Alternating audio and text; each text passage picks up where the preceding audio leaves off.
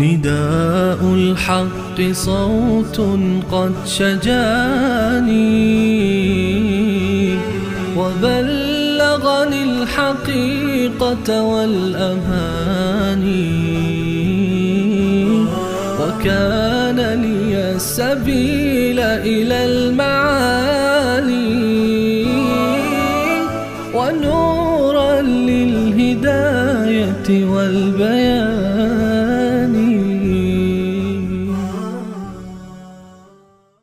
بسم الله الرحمن الرحیم. اللهم صل علی محمد و علی آل محمد كما صليت على ابراهیم و علی آل ابراهیم انك حمید مجید و بارک علی محمد و علی آل محمد كما باركت على ابراهیم و علی آل ابراهیم انك حمید مجید.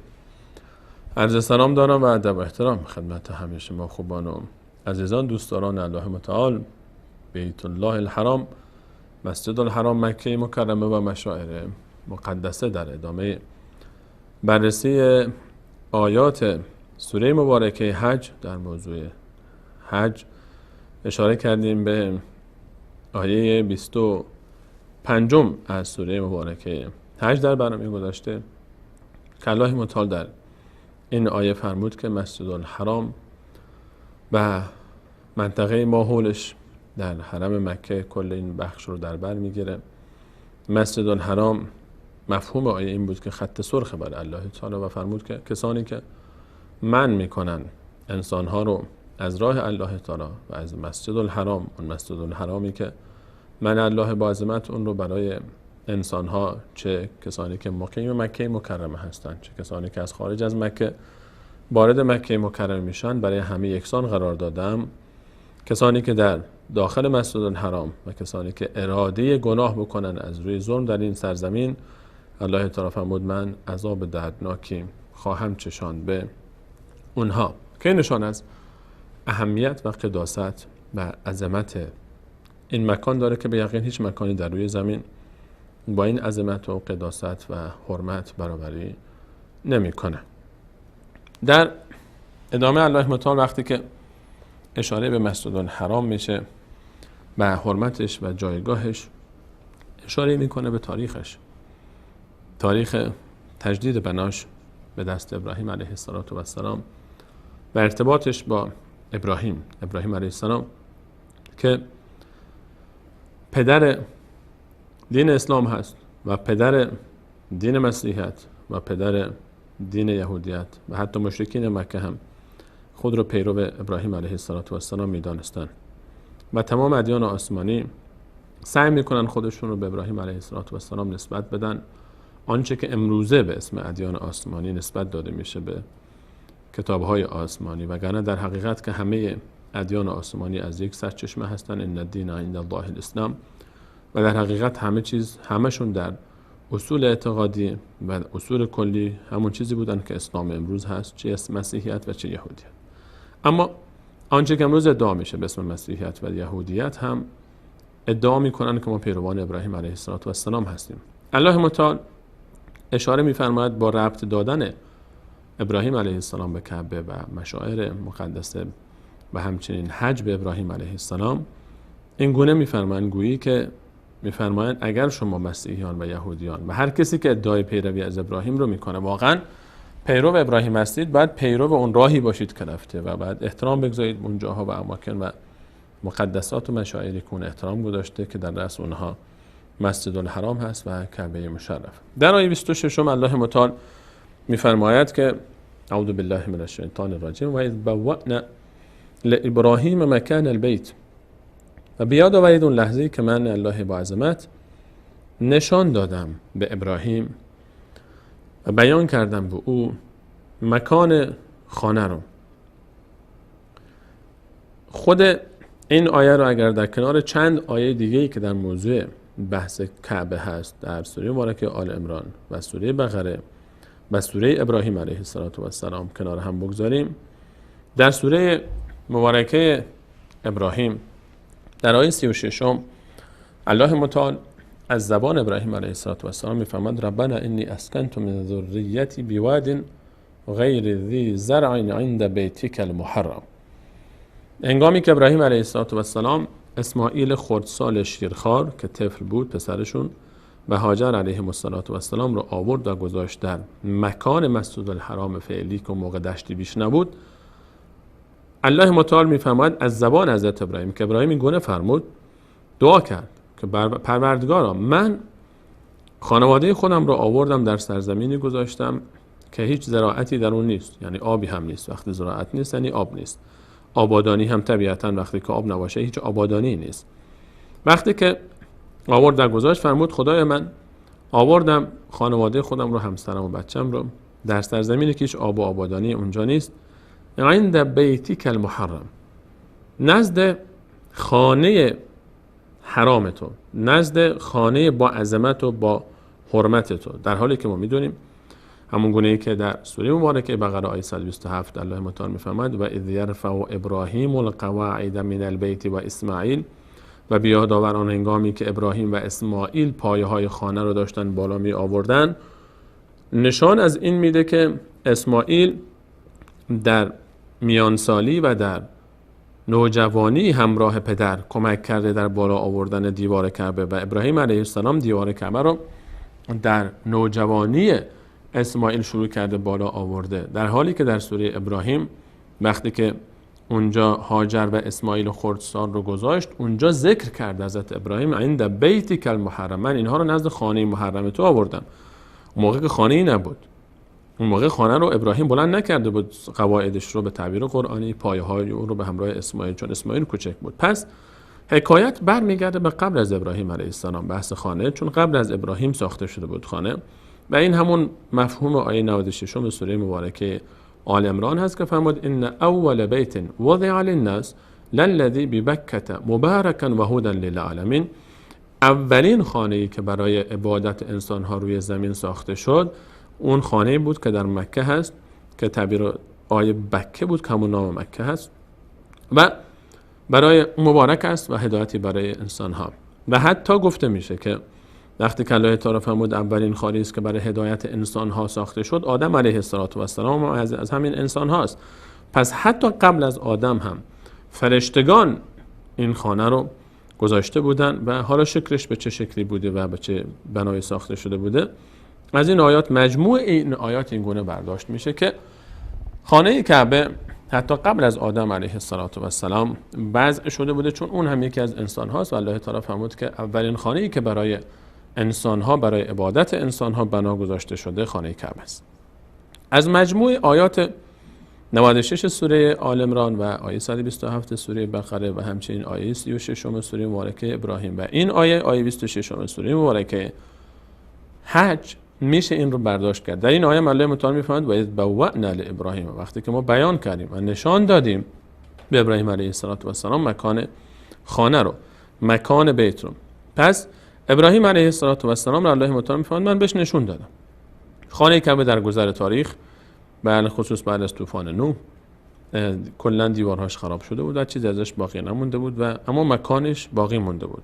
و وقتی که ما از بیت الله صحبت میکنیم بیشتر مکان هست تا خود بیت، چون وقتی که نماز هم خوانده میشه به سمت خانه خوانده میشه نماز. مثلا در خود مسجد الحرام وقتی که نمازگزاران در طبقات بالایی مسجد الحرام نماز میخونن خانه رو نمیبینن، بلکه به سمت هوایی که اون فضایی که بالای خانه است به سمت اون اقتدا میکنن و محل کعبه همیشه قبله است تا آسمان، که در آسمان هم بیت المعمور که در سوره طور آیه 4 الله متعال اشاره میکنه، بیت المعمور که خانه‌ای که در آسمان ها فرشتگان روزانه در اون وارد میشن و عبادت میکنن 70,000 فرشته و تا قیامت نوبتشون نمیرسن، دقیقاً بر سقف کعبه است و از فضای از محل کعبه تا آسمان و حتی پایین اگر در زیر زمین مسجد الحرام کسی بخواد نماز بخونه خانه کعبه رو نمیبینه، بلکه به فضای پایینی کعبه داره اقتدا میکنه و اصل به نظر میاد که بیشتر خود مکان کعبه است تا فضای تا خود چهار دیواری کعبه، گرچه خود چهار دیواری قداست خودش رو داره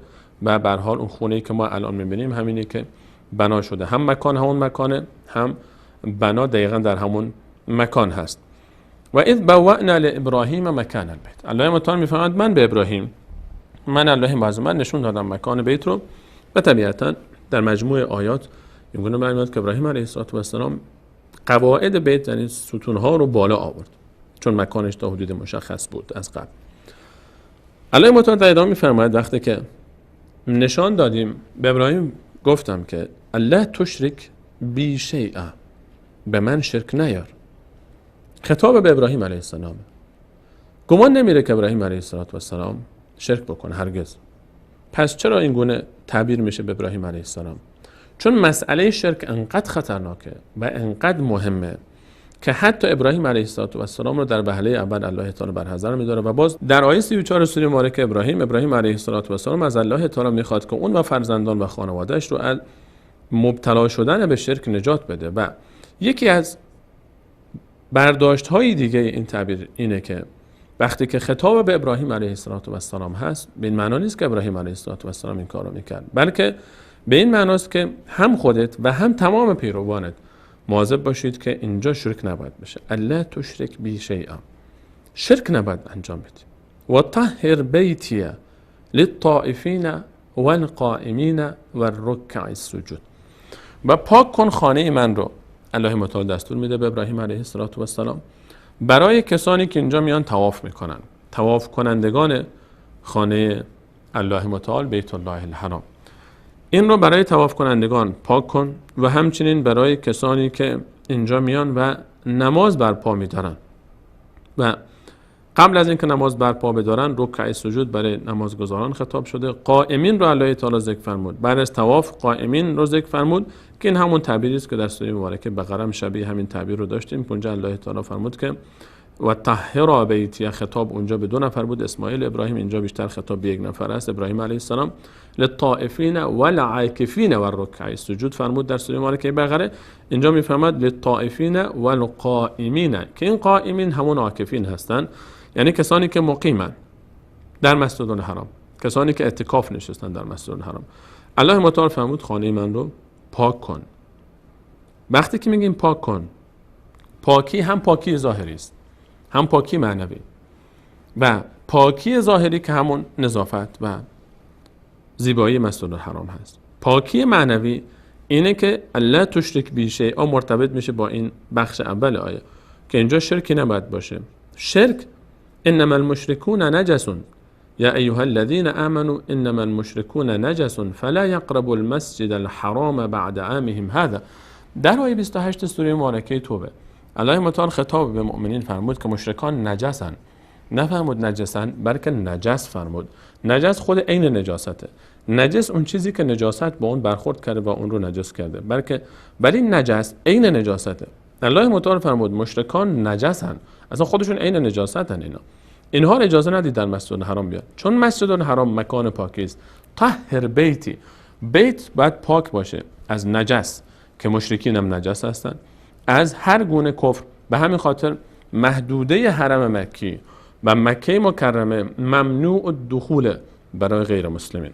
غیر مسلمین اجازه دخول به مسجد الحرام رو ندارن، مگر اینکه کسی منافق صفتی، حالا مشرکی که ادعای اسلام میکنه و در صفت منافقین در زمره منافقین داخل میشه، که منافقین ما همون حکم ظاهری بر اونها اجرا میشه چون ادعای اسلام دارن. و در زمان رسول صلی الله علیه و سلم هم این اتفاق میافتاد که منافقین در صف رسول صلی الله علیه و سلم و حتی در مسجد النبی هم داخل میشدن با وجود اینکه کافر بودن، اما کفرشون مخفی بود و خیلی از اونها رو حتی رسول صلی الله علیه و سلم هم نمیشناخت.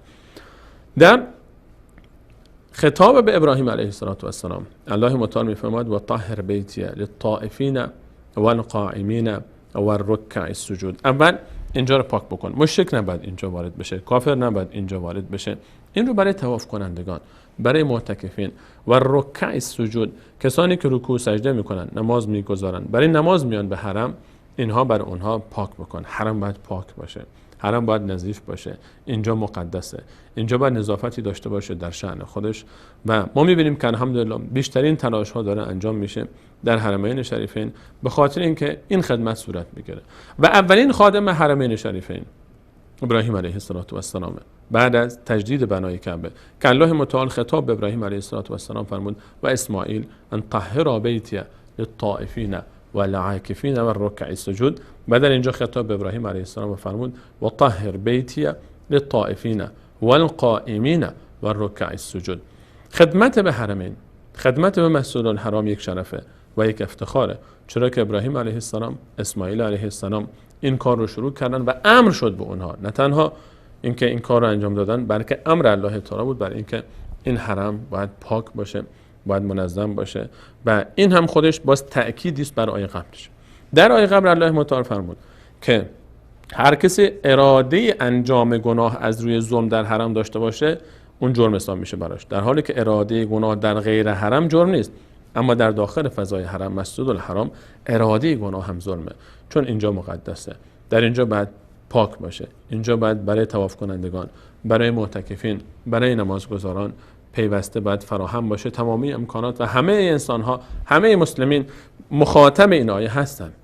هر کسی که اعتقاد داره به الله تعالی، هر موحدی باید به فکر این باشه که این خانه پاک باشه، که این خانه آرام باشه، که این خانه برای طواف کنندگان، برای نمازگزاران، برای معتکفین پیوسته اون فضایی که شایسته اون هست رو حفظ بکنه و داشته باشه. در ادامه الله متعال فرمود و اذن فی الناس بالحج. ابراهیم برای مردم در حج ندا بده. و اذن فی الناس، در بین مردم برای حج ندا بده. و اذن فی الناس بالحج. الان دیگه این کعبه، این مسجد الحرام، این مکان حرام تنها مال ساکنان این سرزمین نیست. همه انسان‌های روی زمین باید بیان از گوشه و کنار، از شرق و غرب، شمال و جنوب، عرب و عجم، سرخ و سفید، سیاه و سبز، از هر گوشه عالم روی بکنن به سمت مسجد الحرام و بیان برای حج. و اذن فی الناس بالحج، ندای حج از زبان ابراهیم علیه السلام بلند شده. ندای حج مال ما الان تنها ما مسلمانان و رسول الله صلی الله علیه و سلم نیست. این ندا به چند هزار سال قبل برمیگرده. و اذن فی الناس بالحج، ای ابراهیم الان که خانه رو تجدید بنا کردی ندا بده تا مردم برای حج بیان، تا حرکت بکنن، بیان یأتوک رجالا. عجیبه که خطاب به ابراهیم علیه السلام در فضایی صورت میگیره که خودش و همسرش الان خانه رو ساختن، خودشه، همسرشه، چند نفر دیگه هم اگر بگیم اگه ساکنین مکه اونجا زندگی میکنن همین ها هستن، چند نفری بیشتر نیستن در فضای مکه اون روزی که شاید در فضای کل خونه هاشون اگر فرض بکنیم اونجا کسانی که زندگی میکنن بعد از چشمه زمزمی که از زیر پای اسماعیل علیه السلام جوشید، قبیله جرهم، کلشون هم فرض بکنیم مطاف فعلی نمیشن بیشتر از این. الان باید ندا بده برای حج. ابراهیم علیه السلام میاد و ندا میده برای حج. به کی میخواد ندا بده؟ صدا به کجا میخواد برسه؟ الله متعال کفالت رو به عهده میگیره. ابراهیم تو وظیفت اینه که بلند بشیم و ندا بدی برای حج. رساندن این ندا، رساندن این پیام تو به انسانها وظیفه منه. الان هنوز همون رسالت داره انجام میشه. الان که ما داریم این آیه رو با هم تکرار میکنیم و این صدا داره پخش میشه و گوشه و کنار دنیا شما دارید میشنوید و میبینید، این همون ندای ابراهیم علیه السلام که الله متعال گفت من میرسونم. این یکی از همون راههای رسوندن الله تعالی است. و اذن فی الناس بالحج، تو ندا بده برای حج، ندا بده که مردم بیان برای حج. یأتوک رجالا و علی کل ضامر یأتین من کل فج عمیق. تو ندا بده میان، مردم میان یأتوک، خودشون میان. اینجا قلبها رو میکشه، این دلها رو به سمت خودش متمایل میکنه. مردم شیفته میشن، خود به خود میان، خود به خود دلها رو میکشه به سمت خودش. یأتوک، مردم خودشون میان. یأتوک رجالا، رجال جمع راجله، جمع رجل است، جمع راجله، یعنی کسی که با پای پیاده میاد. یأتوک رجالا، مردم پای پیاده میان اینجا. انقدر شوق زیاده انقدر محبت به این سرزمین زیاده، انقدر قلبها میتپه برای این سرزمین که مردم با پای پیاده میان قبل از اینکه سواره بیان. الله متعال پای پیاده رو مقدم کرد بر سواره، یأتوک رجالا و علی کل ضامر، و همچنین سوار بر اسبهای لاغرندام، شترهای لاغرندام، سواری هایی که لاغر شدن نه که لاغر بودن. از شدت مسیر، از طول راه، از سختی که در بین راه هست، همه این سختی ها رو تحمل کردن به خاطر اینکه به مکه میرسن، به خاطر اینکه به کعبه میرسن. سواری هاشون لاغر شده، خودشون لاغر شدن، سر صورتشون لاغره، آثار سفر در اینها وجود داره، بر سواری های اینها وجود داره. اینها میان، تو ندا بده برای حج، دلهای شیفته برای حج میتپه. یأتوک رجالا، مردم پای پیاده میان قبل از اینکه سواره بیان، پای پیاده میان و همچنین سواره هم میان. اگر به والله امروزه این مرزهایی که وجود داره، این تقسیم بندی های سیاسی که دشمنان به وجود آوردن نمی بود و این ویزا گرفتن ها و این مشکلات نمی بود و مردم میدونستن که میتونن با پای پیاده خودشون رو به حرم مکی برسونن، خودتون قضاوت کنید. آیا نمی اومدن؟ به والله می اومدن. الله تعالی میفرماد ابراهیم تو ندا بده، من میدونم که مردمی هستن شیفتگان کعبه من، یأتوک رجالا، پای پیاده میان قبل از اینکه سوار بیان، پای پیاده میان و اومدن و هزاران بلکه میلیون ها نفر با پای پیاده در تاریخ از زمانی که این ندا برآورده شد تا الان، حتی الان هم عده‌ای میشنویم که با پای پیاده حرکت میکنن به سمت مسجد الحرام، روانه هستن تا برن ندای ابراهیم علیه السلام رو لبیک بگن. و هر کسی که یک بار لبیک اللهم لبیک بگه ثوابش نوشته میشه به ملت ابیکم ابراهیم، پدرتون ابراهیم، به پدر ما ابراهیم علیه السلام. ابراهیم علیه السلام ندا داد و هر کسی که لبیک میگه جواب اون نداست، اون نداست لبیک اللهم لبیک. اون ندا داد که بیاید الله تعالی شما را به حج فراخوانده، ما هم میگیم لبیک اللهم لبیک، لبیک لا شریک لک لبیک، ان الحمد و النعمت لک و الملک لا شریک لک. اون ندا داده شد، مردم با پای پیاده و سواره همچنان دارن میرن از هر گوشه و کناری. یأتین من کل فج عمیق، از هر راه طولانی و بعید و دور و درازی مردم با عشق، با چشمانی گریان وقتی که به مکه مکرمه وارد میشن تمام خستگی های راه رو فراموش میکنن، تمام گذشته رو فراموش میکنن. با چه عشقی، با چه محبتی، دیوانوار، با خستگی های فراوانی که دارن حتی استراحت هم نمیکنن. باید برن، باید کعبه رو ببینن، باید چشمشون رو سیراب کنن، باید این دل رو آروم کنن که عمری برای کعبه میتپه. و چه عشق است. یأتین من کل فج عمیق، یأتوک رجالا و علی کل ضامر یأتین من کل فج عمیق. ابراهیم تو ندا بده اینها میان. و چرا نیان؟ وقتی که ابراهیم علیه السلام خودش دعا کرد ربنا لیقیموا الصلاة فاجعل افئدة من الناس تهوی الیهم. بارالله من اینجا اومدم همسرم و فرزندمو گذاشتم تا اینجا اقامه نماز بشه، تا اینجا در آینده ها مسجد بشه، تا اینجا قبله بشه. اینجا قلبهای مردم رو متمایل کن به این سمت. هر چقدر دشمنان اسلام بخوان تلاش بکنن، مشرکین تلاش بکنن تا مردم رو از مسجد الحرام بازگردانن، هرگز نمیتونن، چون این رو الله تعالی در قلبها گذاشته. ابراهیم علیه السلام دعا کرد که قلبهای مردم رو به این سمت متمایل کنی یا الله.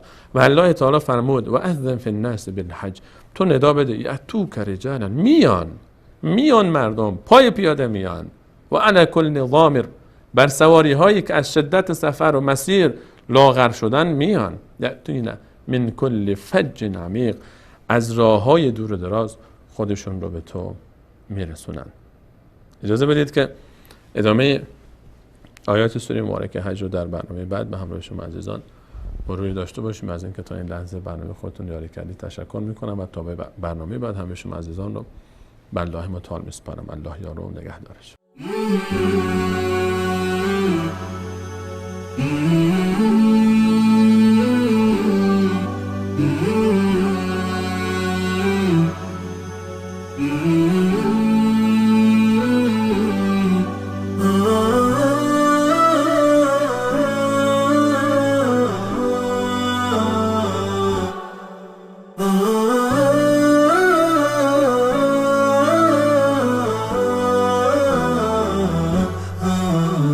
نداء الحق صوت قد شجاني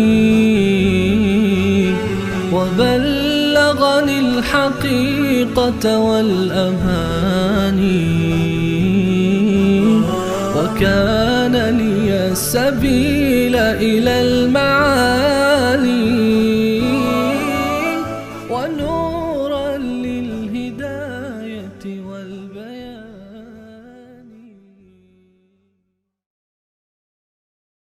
الله متعال به بندگان خود راههای متعددی جهت تقرب به ذات ذوالجلالش را میسر فرموده است. الله متعال می فرماید: ولكل أمة جعلنا منسكا ليذكروا اسم الله على ما رزقهم من بهيمة الأنعام. و برای هر امتی رسم قربانی دادیم تا نام الله را به هنگام ذبح بر 4 پایانی که روزیشان کرده است ذکر کنند. از جمله عبادت قربانی است که از جمله شعائر و یکی از واجبات در اسلام می باشد. وقت قربانی بعد از نماز عید اضحی آغاز و با غروب آفتاب روز سوم ایام تشریق به پایان می رسد و قربانی جز با ذبح 4 پایان حلال گوشت درست نمی شود: شتر، گاو و یا گوسفند و بز. بنابراین ذبح مرغ، خرگوش، آهو و غیر حیوانات دیگر قربانی به حساب نمی رود و باید ذبیحه سالم بوده و جسم فربه داشته باشد. الله متعال می فرماید: ومن يعظم شعائر الله فإنها من تقوى القلوب. و کسی که دستورهای الهی را بزرگ بشمارد بیگمان این کار نشانه ای از پرهیزکاری دلهاست. و باید که عمر ذبیحه به سن شرعی رسیده باشد. بنابراین در هنگام ذبح حد اقل عمر شتر 5 سال، گاو 2 سال، بز 1 سال و گوسفند 6 ماه می باشد و حیوانی که عمرش کمتر از این باشد قربانیش جواز ندارد، هرچند جسماً بزرگ باشد. همچنین قربانی حیوان نابینا که کوریش آشکار، بیمار که مریضیش واضح، لنگ که عیبش نمایان و حیوانی که از شدت لاغری استخوانش مغز نداشته باشد جایز نیست. و اما اگر عیب در گوش، شاخ و یا دم ذبیحه باشد قربانیش با کراهت جواز دارد. بنابراین کوشش شود تا حیوان صحتمند و سالم از هر گونه عیبی برای الله تعالی قربانی شود و این را باید بدانیم که پذیرش هر عمل مستلزم تقواست. الله متعال می فرماید: انما يتقبل الله من المتقین. الله فقط از پرهیزکاران میپذیرد. ندای حق، ندای توحید و حقیقت.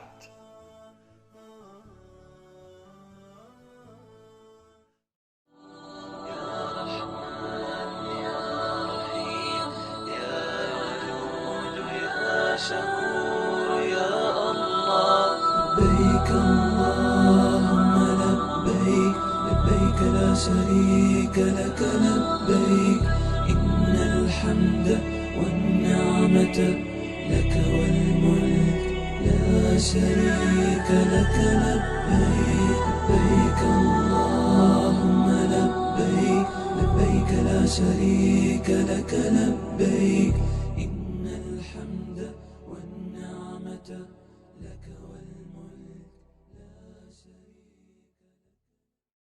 بسم الله الرحمن الرحیم. الحمد لله رب العالمین والصلاة والسلام على سید الانبیاء والمرسلین حبیبنا محمد و علی آله و صحبه اجمعین. بینندگان عزیز و گرامی، سلام الله علیکم و رحمته و برکاته.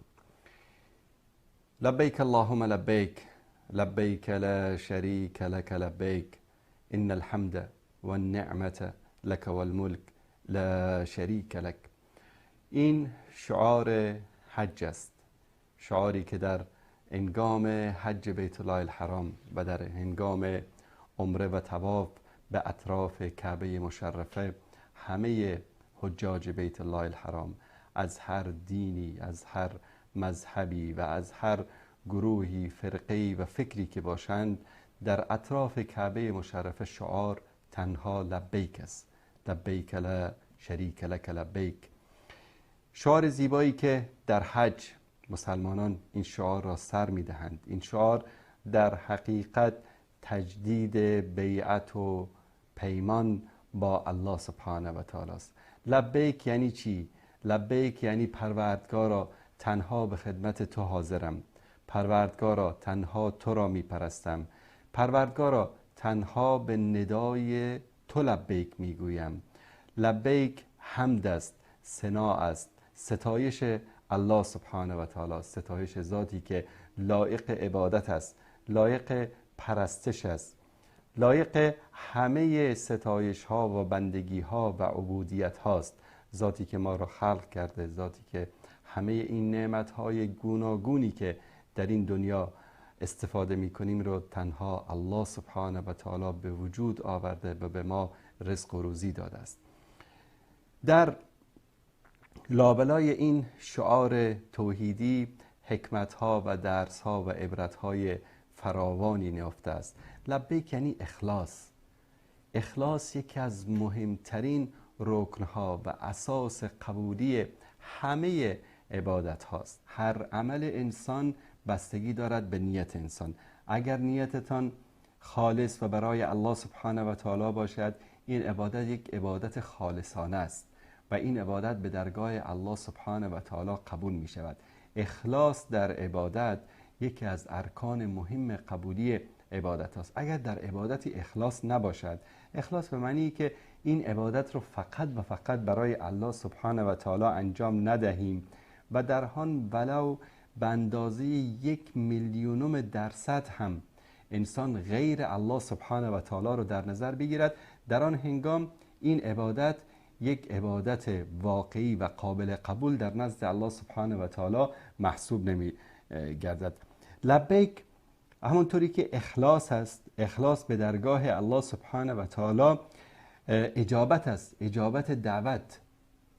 اجابت دعوت پیامبری که اساس گذار توحید و یکتاپرستی در کعبه مشرفه و در بیت الله الحرام بود.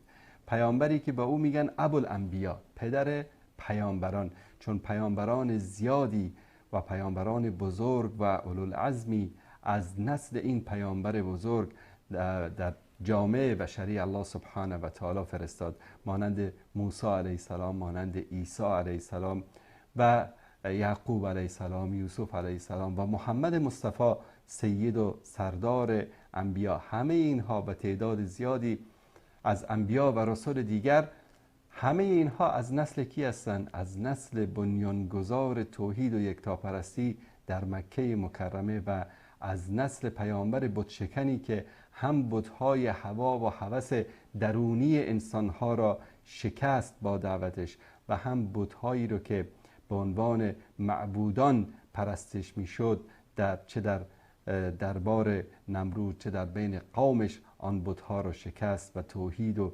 یکتاپرستی به معنی واقعی رو در بین جوامع بشری بنیان نهاد.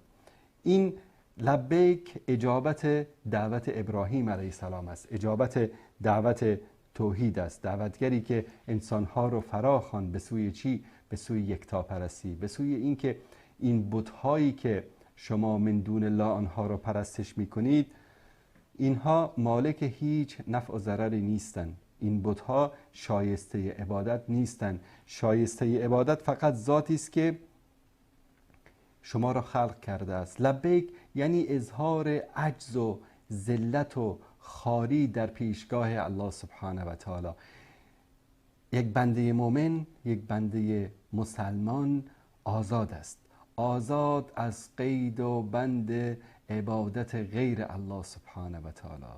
یک بنده مؤمن سر تعظیم، سر ذلت، سر خواری فقط به درگاه یک ذات اقدس الهی فرو میبرد و غیر از الله سبحانه و تعالی سر تعظیم برای هیچ کسی دیگری خم نمی کند. آن که شایسته تعظیم است، آن که شایسته عبادت است، آن که شایسته این است که تو فقط باید ندای او را لبیک بگویی، در پیشگاه او سر خود را خم بکنی، در پیشگاه او سجده بکنی، او را عبادت کنی، او را به یگانگی بپرستی، با او کسی را شریک نسازی، چون که مالک و رازق و همه صاحب اختیار دنیا فقط ذات اقدس الله سبحانه و تعالی است.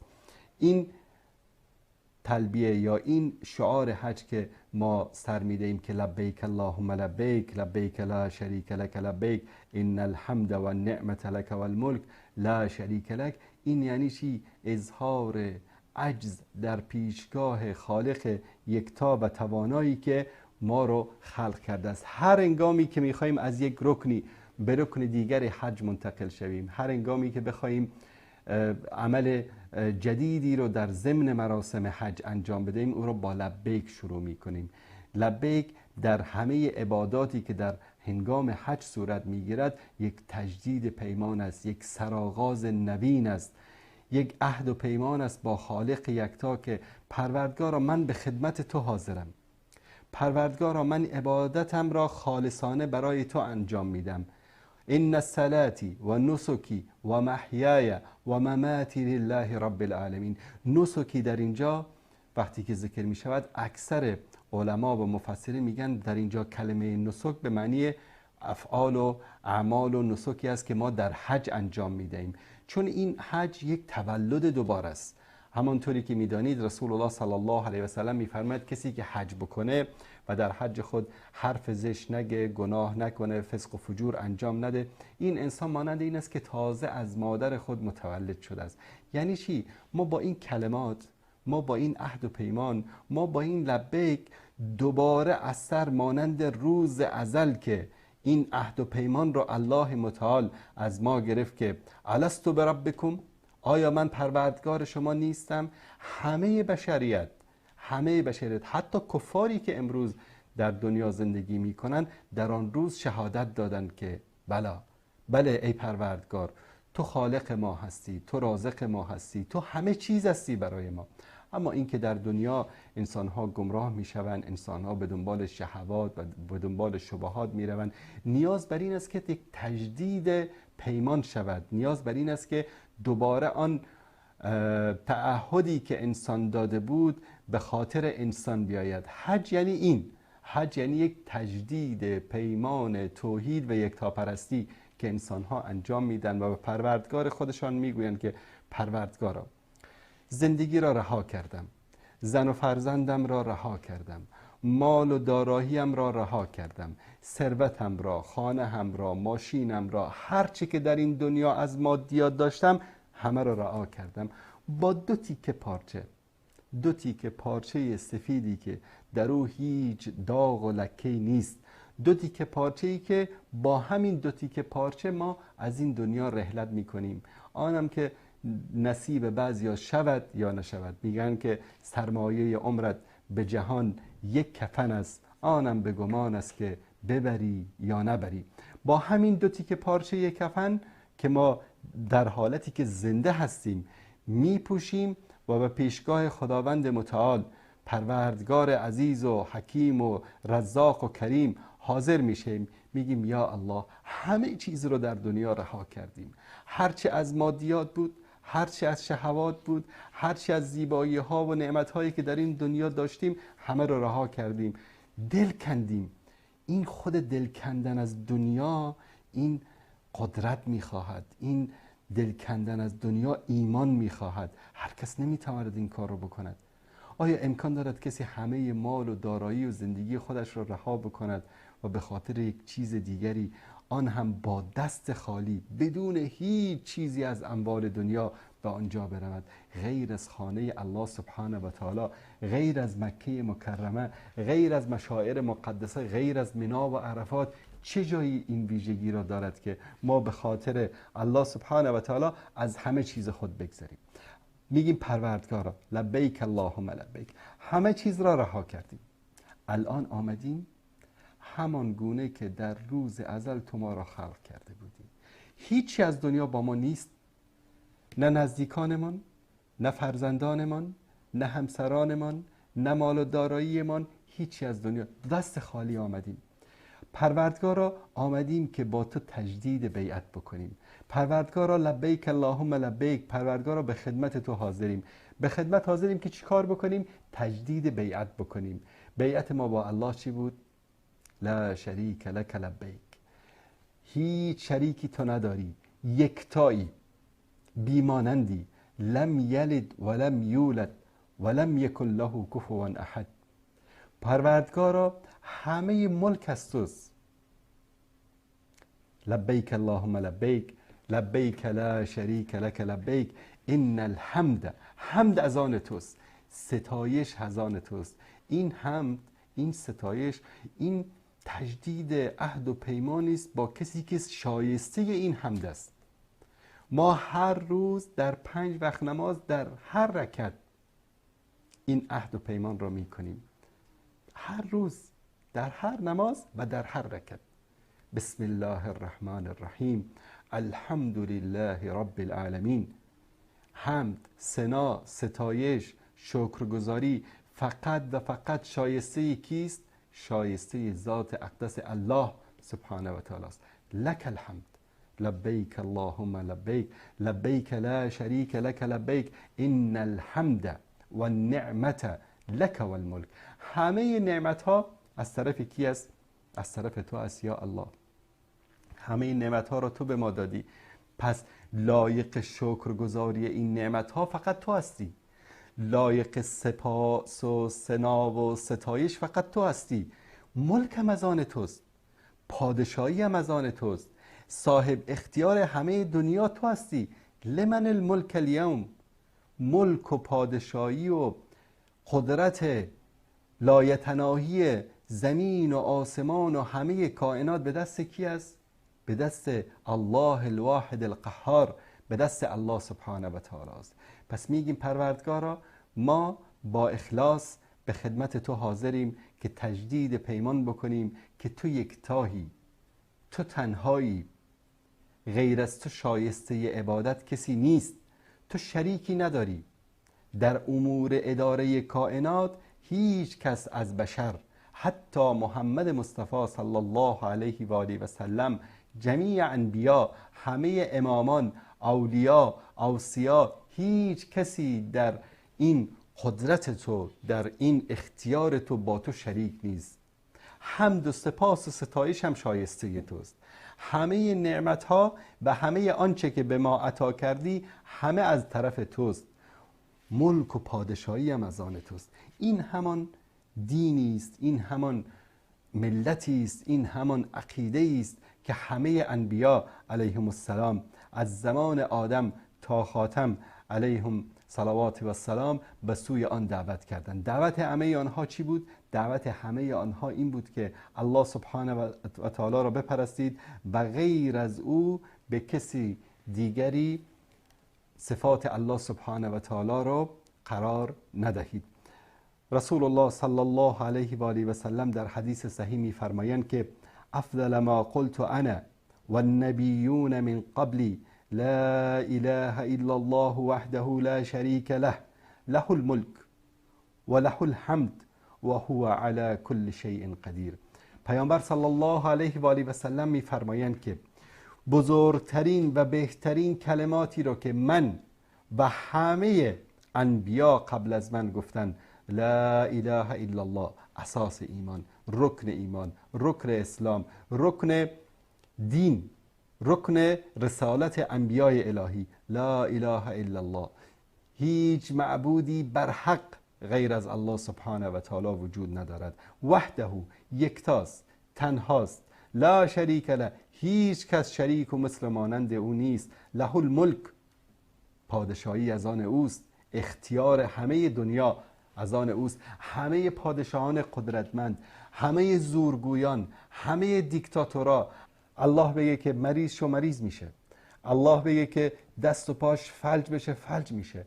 پس این پادشاهی و قدرتی که در این دنیا پادشاهان دنیوی دارند، اینها در مقابل عظمت و قدرت الله سبحانه و تعالی چیزی نیست. پس ما به این شهادت میدیم و این یکی از بزرگترین و بهترین دعایی است که انسان میتواند این رو در پیشگاه الله سبحانه و تعالی بکند و از الله سبحانه و تعالی توفیق و از الله سبحانه و تعالی رزق و روزی و کامیابی و فلاح و رستگاری و گشایش مشکلات خود را بخواهد. لا اله الا الله وحده لا شریک له، له الملک و له الحمد و هو علی کل شیء قدیر. این دعا دعای همه انبیا بود، این دعا دعای همه پیامبران بود، این ذکر همه رسولان و انبیای الهی بود که در پیشگاه الله سبحانه و تعالی این دعا را می‌کردند در خلوت خود، در عبادت‌های خود. و این دعا دقیقاً در شعار حج نهفته است: لبیک اللهم لبیک، لبیک لا شریک لک لبیک، ان الحمد والنعمت لک والملک لا شریک لک. و با دادن این شعار مقدس ما چیکار میکنیم؟ هر لحظه، هر ثانیه، هر دقیقه، در هر گوشه ای از مشاعر مقدسه که هستیم با الله سبحانه و تعالی تجدید عهد و پیمان میکنیم. الله سبحانه و تعالی در سوره آل عمران بیان میکند که این شعار و این عهد و پیمانی است که همه اهل علم و دانش، همه فرشتگان الهی هم همین شعار را و همین تجدید عهد و پیمان را هر لحظه و هر ثانیه با الله سبحانه و تعالی انجام میدن. در سوره آل عمران آیه 18 میفرماید که شهد الله انه لا اله الا هو والملائکة و اولو العلم قائما بالقسط لا اله الا هو العزیز الحکیم.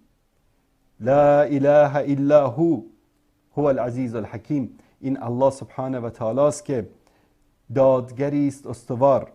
فرشتگان و عالمان راستین گواهی میدهند که معبودی بر حق جز او نیست و اوست که پیروزمند فرزانه است.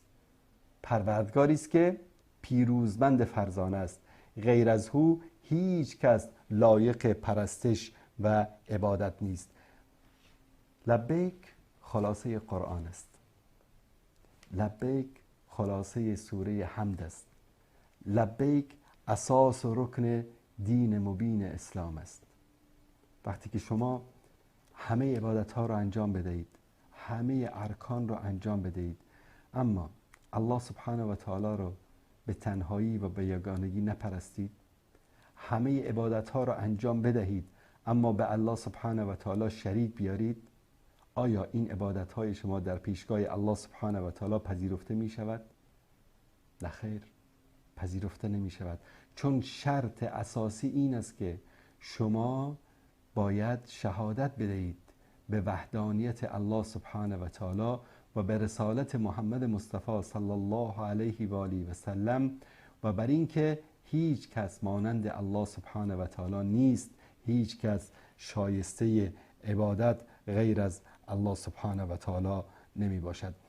از لحظه ای که ما احرام می بندیم این شعار شروع می شود و این تجدید عهد پیمان و این تلقین بر توحید و یکتاپرستی همراه ما هست تا اینکه ما از مدرسه بزرگ حج فارغ می شویم، تا اینکه ما اگر حج خود را طبق اصول و ضوابطی که رسول الله صلی الله علیه و سلم امر فرمودند انجام داده باشیم، روزی که مراسم حج تمام می شود چنان به این دنیا قدم می گذاریم مانند روز اولی که از مادر به دنیا آمدیم.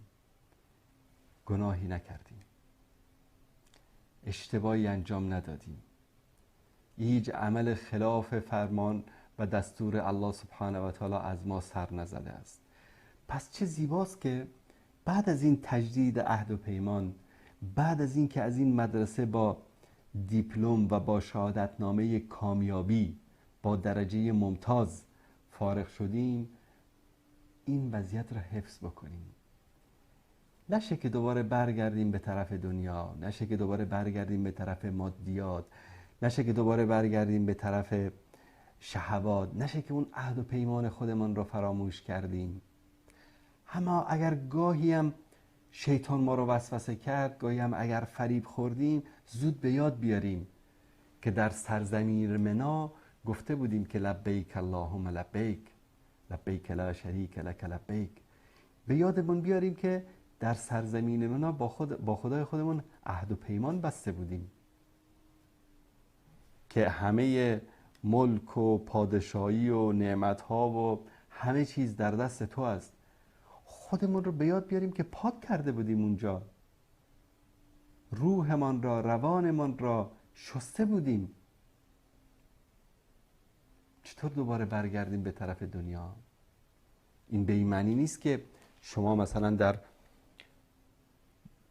وقتی که زندگی میکنید در این دنیا به طرف لذت‌های دنیا نرید، از نعمت‌هایی که الله متعال داده استفاده نکنید. منظور این نیست. منظور این است که انسان در هر حالتی فراموش نکنه که ذات اقدسی وجود داره که تو رو داره کنترل میکنه، تو رو داره همه اعمال تو مینویسه، تو رو داره در همه لحظات زندگیت همراهی میکنه. آیا اگر ما این تصور رو در خودمون ایجاد بکنیم که خالق ما، رازق ما داره در هر حالت داره ما رو میبینه، آیا مرتکب گناه و معصیت میشیم؟ نمیشیم. اگر از نعمتهای دنیا استفاده میکنی شکرگزار باش.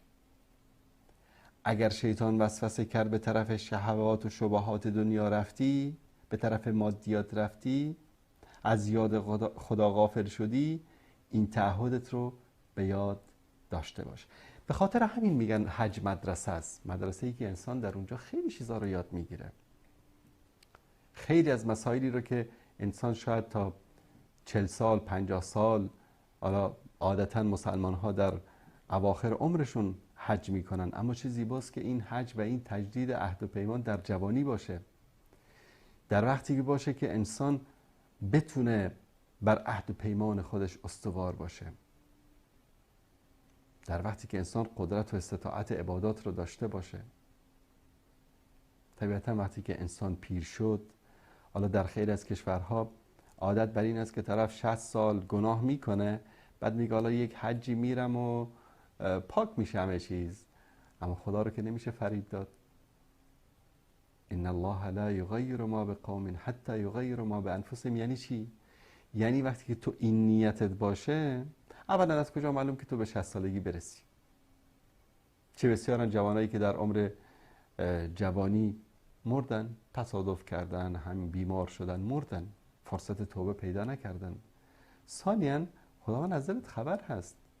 این نیت فریبکاری است که انه میخواد خدا رو فریب بده که بله من 60 سال گناه میکنم، بعد میرم آخر عمر توبه میکنم و خدا همه گناهان من رو میبخشه. این فریبکاری است. به سال ساده به شما بدم، مثلا در جایی کار میکنید، بگید که من 29 روز کار نمی کنم، اما یک روز آخر کار میکنم چون در تاریخ 29 قراره که به ما حقوق بدن، یا در تاریخ 30 میخوان به ما حقوق بدن، اون یک روز رو کار میکنم. آیا صاحب کار شما قبول میکنه شما؟ میگه نه خیر، اینو از حقوقش 28 روز رو کم بکنید، حقوق یک روز رو بهش بدید.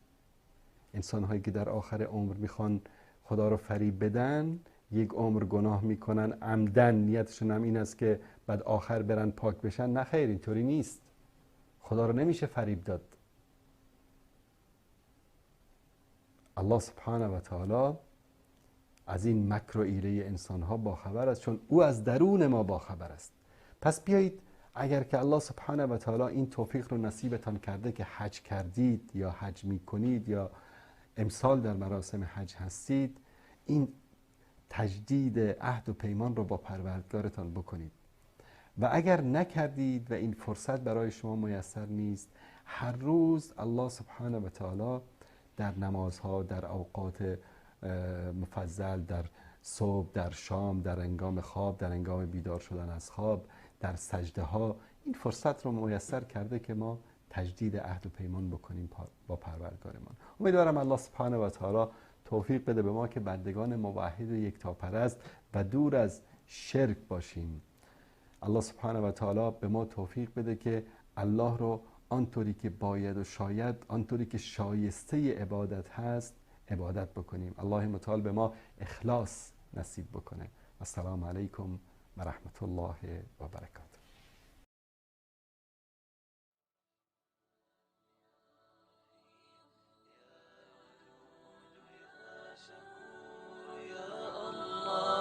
لبيك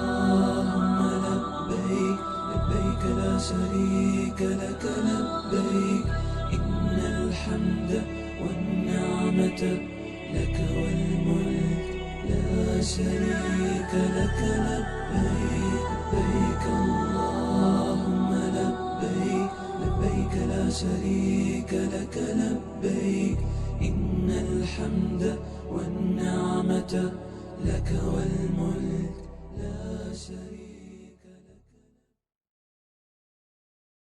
الله متعال به بندگان خود راههای متعددی جهت تقرب به ذات ذوالجلالش را میسر فرموده است. الله متعال می‌فرماید: ولكل أمة جعلنا منسكا ليذكروا اسم الله على ما رزقهم من بهيمة الأنعام. و برای هر امتی رسم قربانی دادیم تا نام الله را به هنگام ذبح بر 4 پایانی که روزیشان کرده است ذکر کنند. از جمله عبادت قربانی است که از جمله شعائر و یکی از واجبات در اسلام می باشد. وقت قربانی بعد از نماز عید اضحی آغاز و با غروب آفتاب روز سوم ایام تشریق به پایان می رسد و قربانی جز با ذبح 4 پایان حلال گوشت درست نمی شود: شتر، گاو و یا گوسفند و بز. بنابراین ذبح مرغ، خرگوش، آهو و غیر حیوانات دیگر قربانی به حساب نمی رود و باید ذبیحه سالم بوده و جسم فربه داشته باشد. الله متعال می فرماید: ومن يعظم شعائر الله فإنها من تقوى القلوب. و کسی که دستورهای الهی را بزرگ بشمارد بیگمان این کار نشانه ای از پرهیزکاری دلهاست. و باید که عمر ذبیحه به سن شرعی رسیده باشد. بنابراین در هنگام ذبح حد اقل عمر شتر 5 سال، گاو 2 سال، بز 1 سال و گوسفند 6 ماه می باشد و حیوانی که عمرش کمتر از این باشد قربانیش جواز ندارد، هرچند جسماً بزرگ باشد. همچنین قربانی حیوان نابینا که کوریش آشکار، بیمار که مریضیش واضح، لنگ که عیبش نمایان و حیوانی که از شدت لاغری استخوانش مغز نداشته باشد جایز نیست. و اما اگر عیب در گوش، شاخ و یا دم ذبیحه باشد قربانیش با کراهت جواز دارد. بنابراین کوشش شود تا حیوان صحتمند و سالم از هر گونه عیبی برای الله تعالی قربانی شود و این را باید بدانیم که پذیرش هر عمل مستلزم تقواست. الله متعال می فرماید: انما يتقبل الله من المتقین. الله فقط از پرهیزکاران میپذیرد. ندای حق، ندای توحید و حقیقت.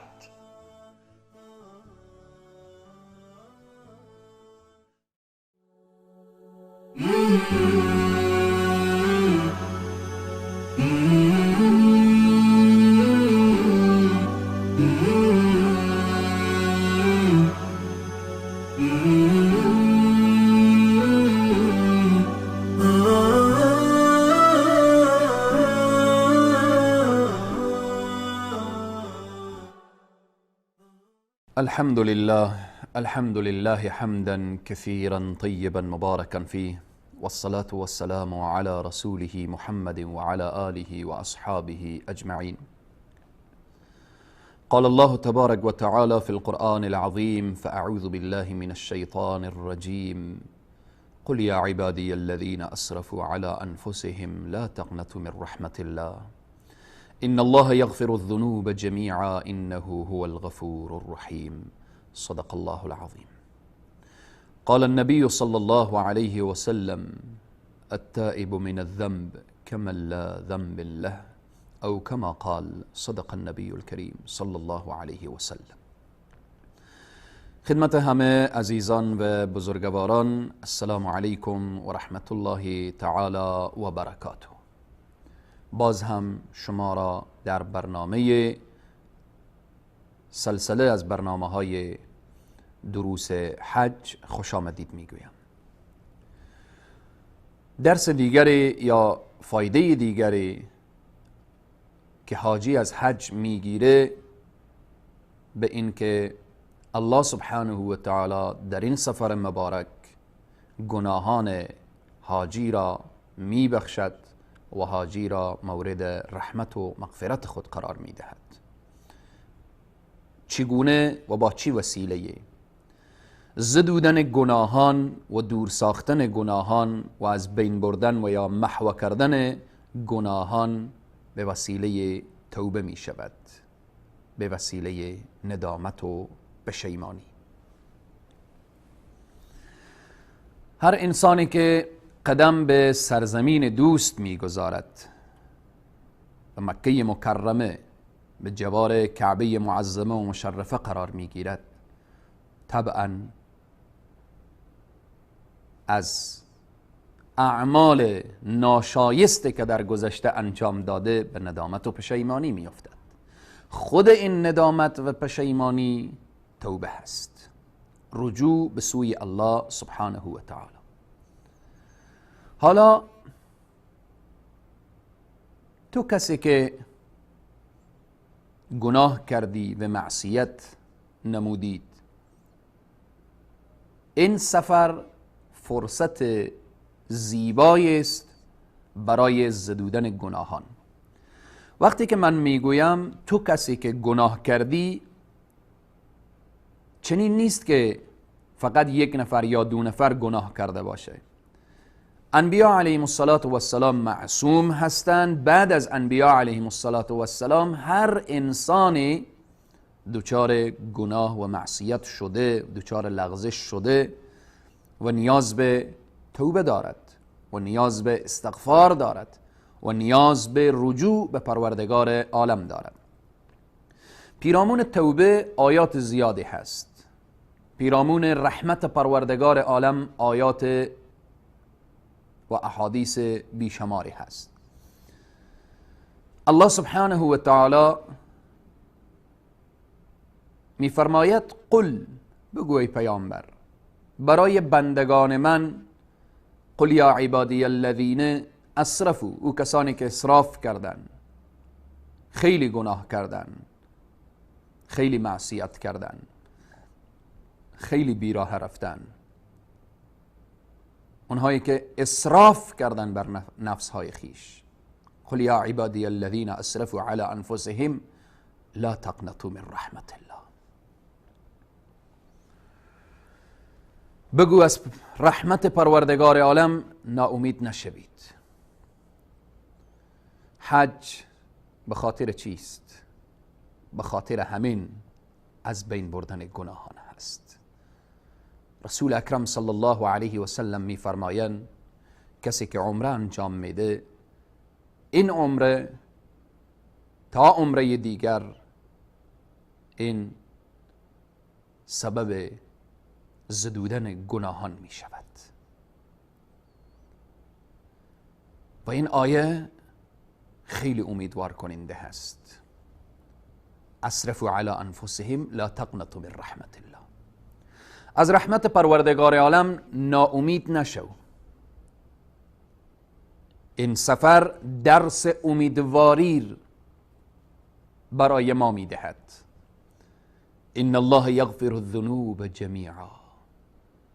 الله هست که همه گناهان را می بخشد و می آمرزد. انه هو الغفور الرحیم. او آمرزنده و مهربان هست.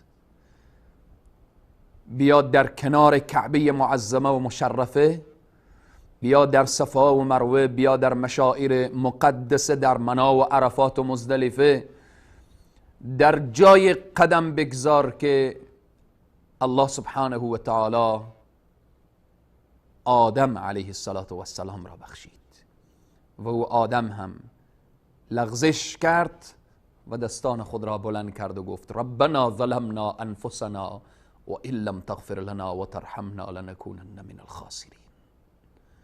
الله سبحانه و تعالی آدم را در این سرزمین بخشید. تو هم فرزند آدم هستی، الله تو را می بخشد. الله سبحانه و تعالی در آیات دیگر صفات عباد الرحمن چی کسانی هستند؟ دارای چی صفاتی هستند؟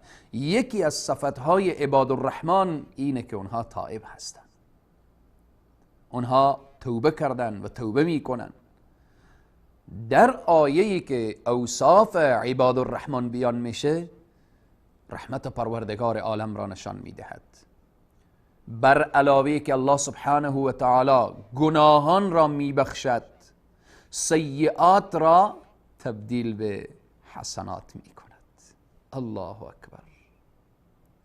آمدید تا با چنین ذات اقدس الهی دست دوستی و آشنایی بدید. پروردگار عالم میفرماید ان الله يحب التوابین و يحب المتطهرین. ای انسان، آیا میدانید که سالها عمرت به غفلت گذشته، سالها بی توجهی به فرمان الله کردید، پشت به طرف الله نموده بودید، امر الله را به جا نکردید، آنچه که تو را نهی کرد او را انجام دادید، خیلی نافرمانی از الله کردید. حالا آمدید به دروازه خانه اش، به دروازه پادشاه حقیقی در میزنید.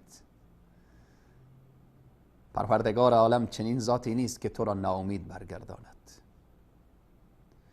با همه گناه و معصیتی که آمدید، بر علاوه که الله گناهان تو را میبخشد، بر علاوه که گناه و معصیت تو را دور میسازد و اونها را سیئات را تبدیل به حسنات میکند، دست دوستی هم با تو میدهد.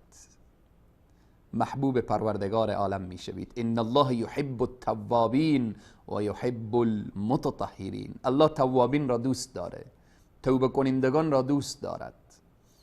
دوست دارد که دستان خود را بلند کنید به نزد پروردگار عالم، زاری و تضرع داشته باشید.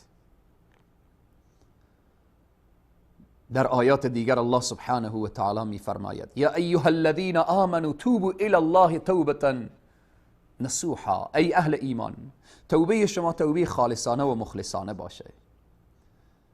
ای مؤمنین، شما کسانی که در جوار کعبه، در گرد کعبه، در صفا و مروه، در منا و عرفات و مزدلفه قدم گذاشتید، و توبوا الی الله جمیعا ایها المؤمنون. ایها المؤمنون، همه دست جمعی به درگاه الله توبه کنید لعلکم تفلحون، تا اینکه رستگار شوید.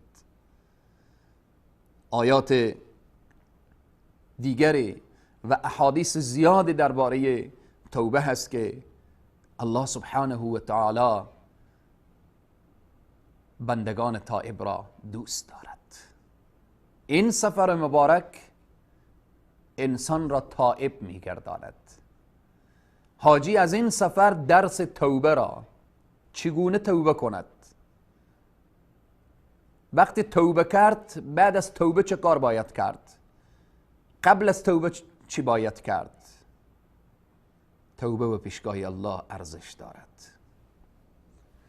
حالا تو خواهر و تو برادر و تو عزیزی که عزم و اراده این سفر مبارک را کردید، دوست دارید توبه کنید، شروط توبه و شروط قبولیت توبه چیست؟ انشاءالله بعد از میان برنامه شروط توبه و فضائل توبه انشاءالله بیان می شود.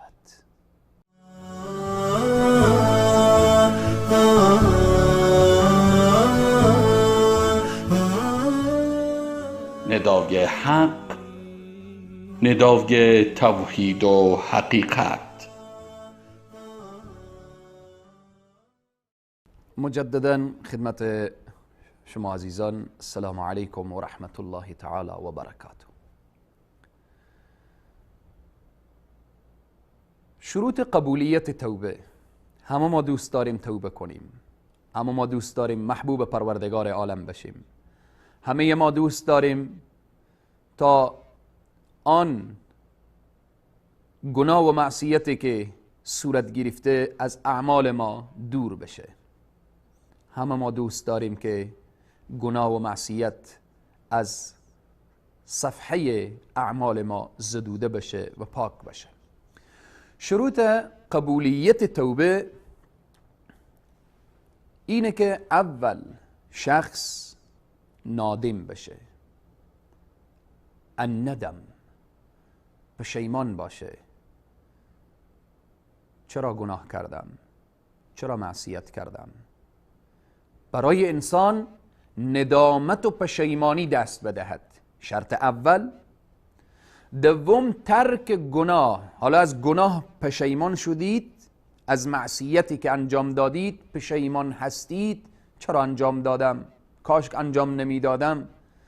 شرط اول. دوم ترک گناه، به ندامت و پشیمانی. دوم ترک گناه. گناهی را که انجام میدادید و میخواهید از آن توبه کنید، گناه را ترک کنید.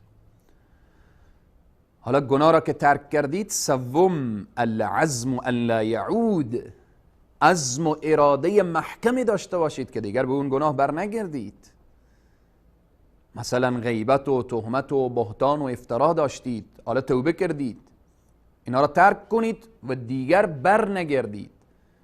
ربا و رشوت و قمار و این اعمال زشت و ناروا وقتی صورت میگیرید، توبه که شد، عزم و اراده داشته باشید که دیگر به گناه رجوع نکنید. چهارم، اول گفتیم پشیمانی، دوم ترک گناه، سوم عزم و اراده که به سوی گناه رجوع نشود، چهارم اگر حقوق الناس بود پس حقوقشان به سویشان برگردانده شود. پس این سفر مبارک فرصت خوبی است برای این که وقتی حاجی طرف این سفر حرکت میکنه، با دوستان و اقارب و خویشاوندان خداحافظی میکنه، باید از همدیگر حلالت طلبید. به طرف بگویید برادر عزیز، غیبت تو را کردم مرا ببخش، روزی با تو تهمت زدم مرا ببخش، روزی اگر برای تو دروغی گفتم مرا ببخش، اگر حق تو را ضایع کردم مرا ببخش، اگر نسبت به تو ظلم و ستم و بی‌عدالتی کردم مرا ببخش. فرصت خوبی است. پس این شرایط قبولیت توبه هست، شرایط که الله سبحانه و تعالی وقت توبه دارای چنین شرایطی بود، ندامت و پشیمانی بود، ترک گناه صورت گرفت، دیگر به گناه رجوع نشد و حق الناس به حقش رسید. حق الناس را برای اونهایی که حقشان تلف شده بود پرداخته شد و ادا شد. اینجا این توبه به نزد الله سبحانه و تعالی بدان و بفهم که مورد پذیرش الله سبحانه و تعالی قرار گرفته. فضائل توبه قبلا اشاره کردیم، آیات از قرآن عظیم الشان. فضائل و فواید توبه چیست؟ گفتیم که محبت الله سبحانه و تعالی نسبت به تائب، تزکیه نفس. وقتی شخص توبه میکنه نفسش تزکیه میشه. قد افلح من زکاها، این رستگار شده، کامیاب شده. وسعت رزق و روزی برای تائب، الله سبحانه و تعالی دروازه های خیر و برکت به سوی انسان تائب باز میکنه. و همچنین رفع بلا و مصائب و مشکلات برای انسان تائب. رسول اکرم صلی الله علیه و سلم میفرمایند وقتی که شخص توبه میکند، الله سبحانه و تعالی، الله اکبر، چی نعمت عظیم و بزرگ است توبه. الله سبحانه و تعالی چنان خوشحال می شود بر توبه بنده خود، مثل رسول اکرم صلی الله علیه و سلم مثال بیان می کنند که شخص در سفر رفته و راحله خود را، او آذوقه خود را، غذای خود را در مسیر راه از پیشش گم میشه و میآید زیر یک درخت استراحت میکنه و سر را میگذارد، حتی آماده به مرگ میشود، دیگر راهی برایش نمیمانه. چشم باز میکنه که راحله‌اش، اون آذوقه اش، غذاش با اون مرکبی که داره بلند سرش استاده، از خوشحالی این شخص چی میگه؟ اللهم انت عبدی و انا ربک. پروردگارا تو بنده من هستی، من پروردگار تو. از خوشحالی نمیدانه چی بگه. الله او را با این حرف مؤاخذه نمیکنه. این شخص چقدر خوشحال شده، الله سبحانه و تعالی در وقت توبه بنده از این هم بیشتر خوشحال می شود. رسول اکرم صلی الله علیه و سلم می فرمایند ان الله تعالی یفرح بتوبه التائب.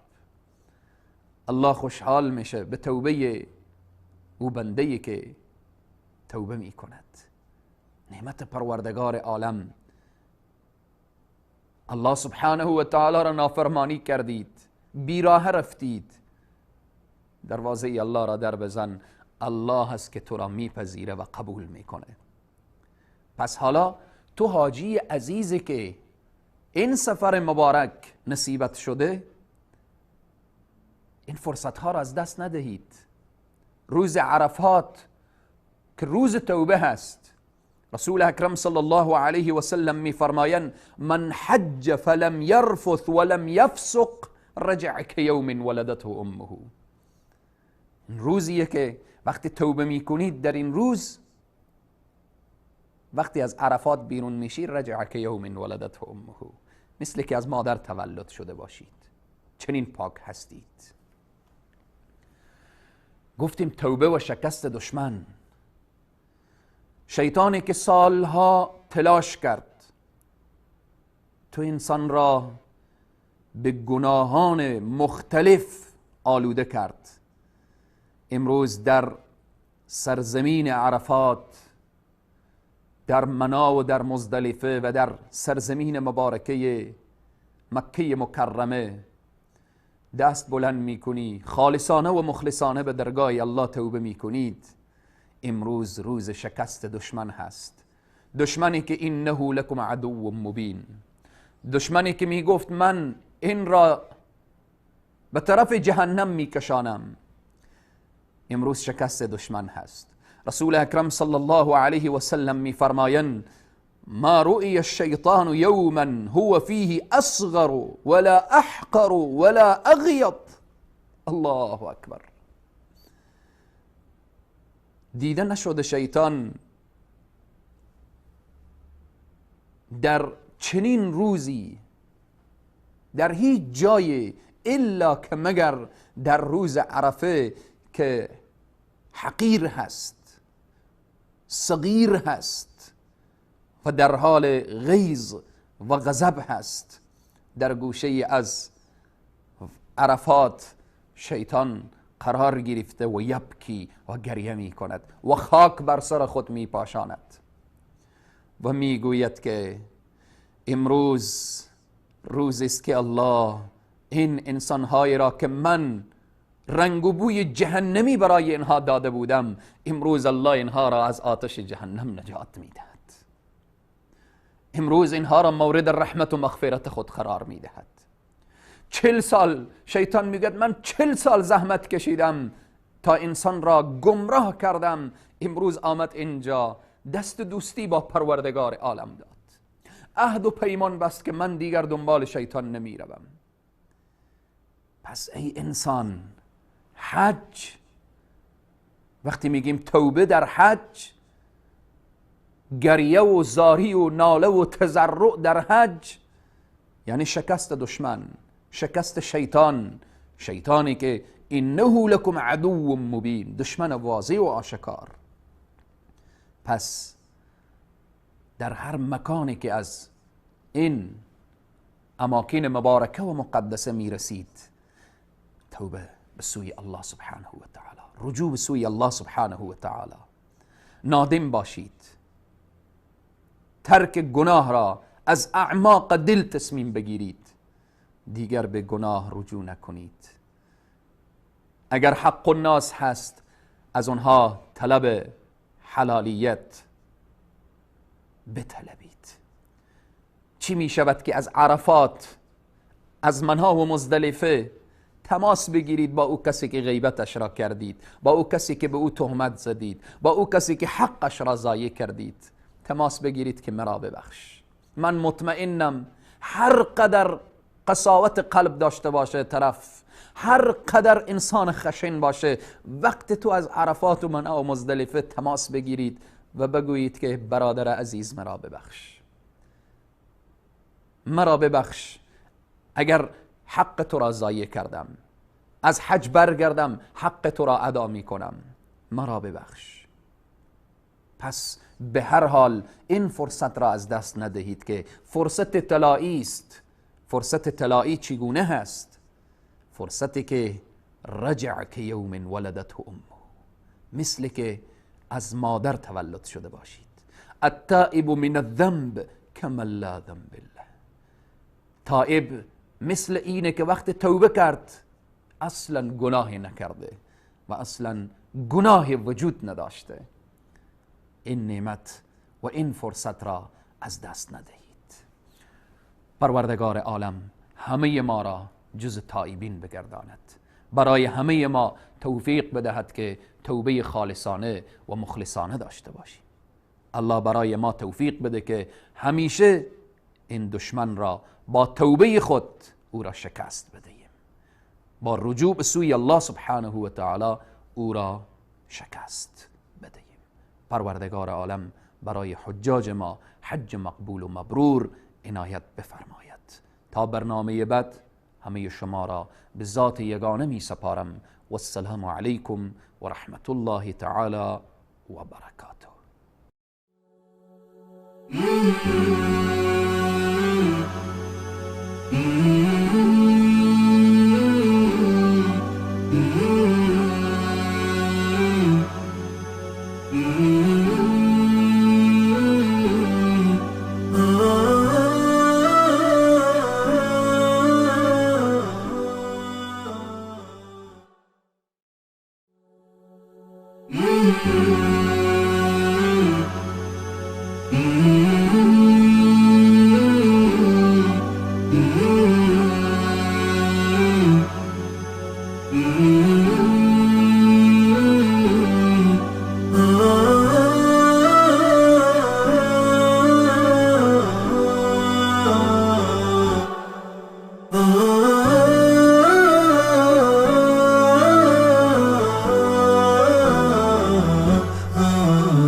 نداء الحق صوت قد شجاني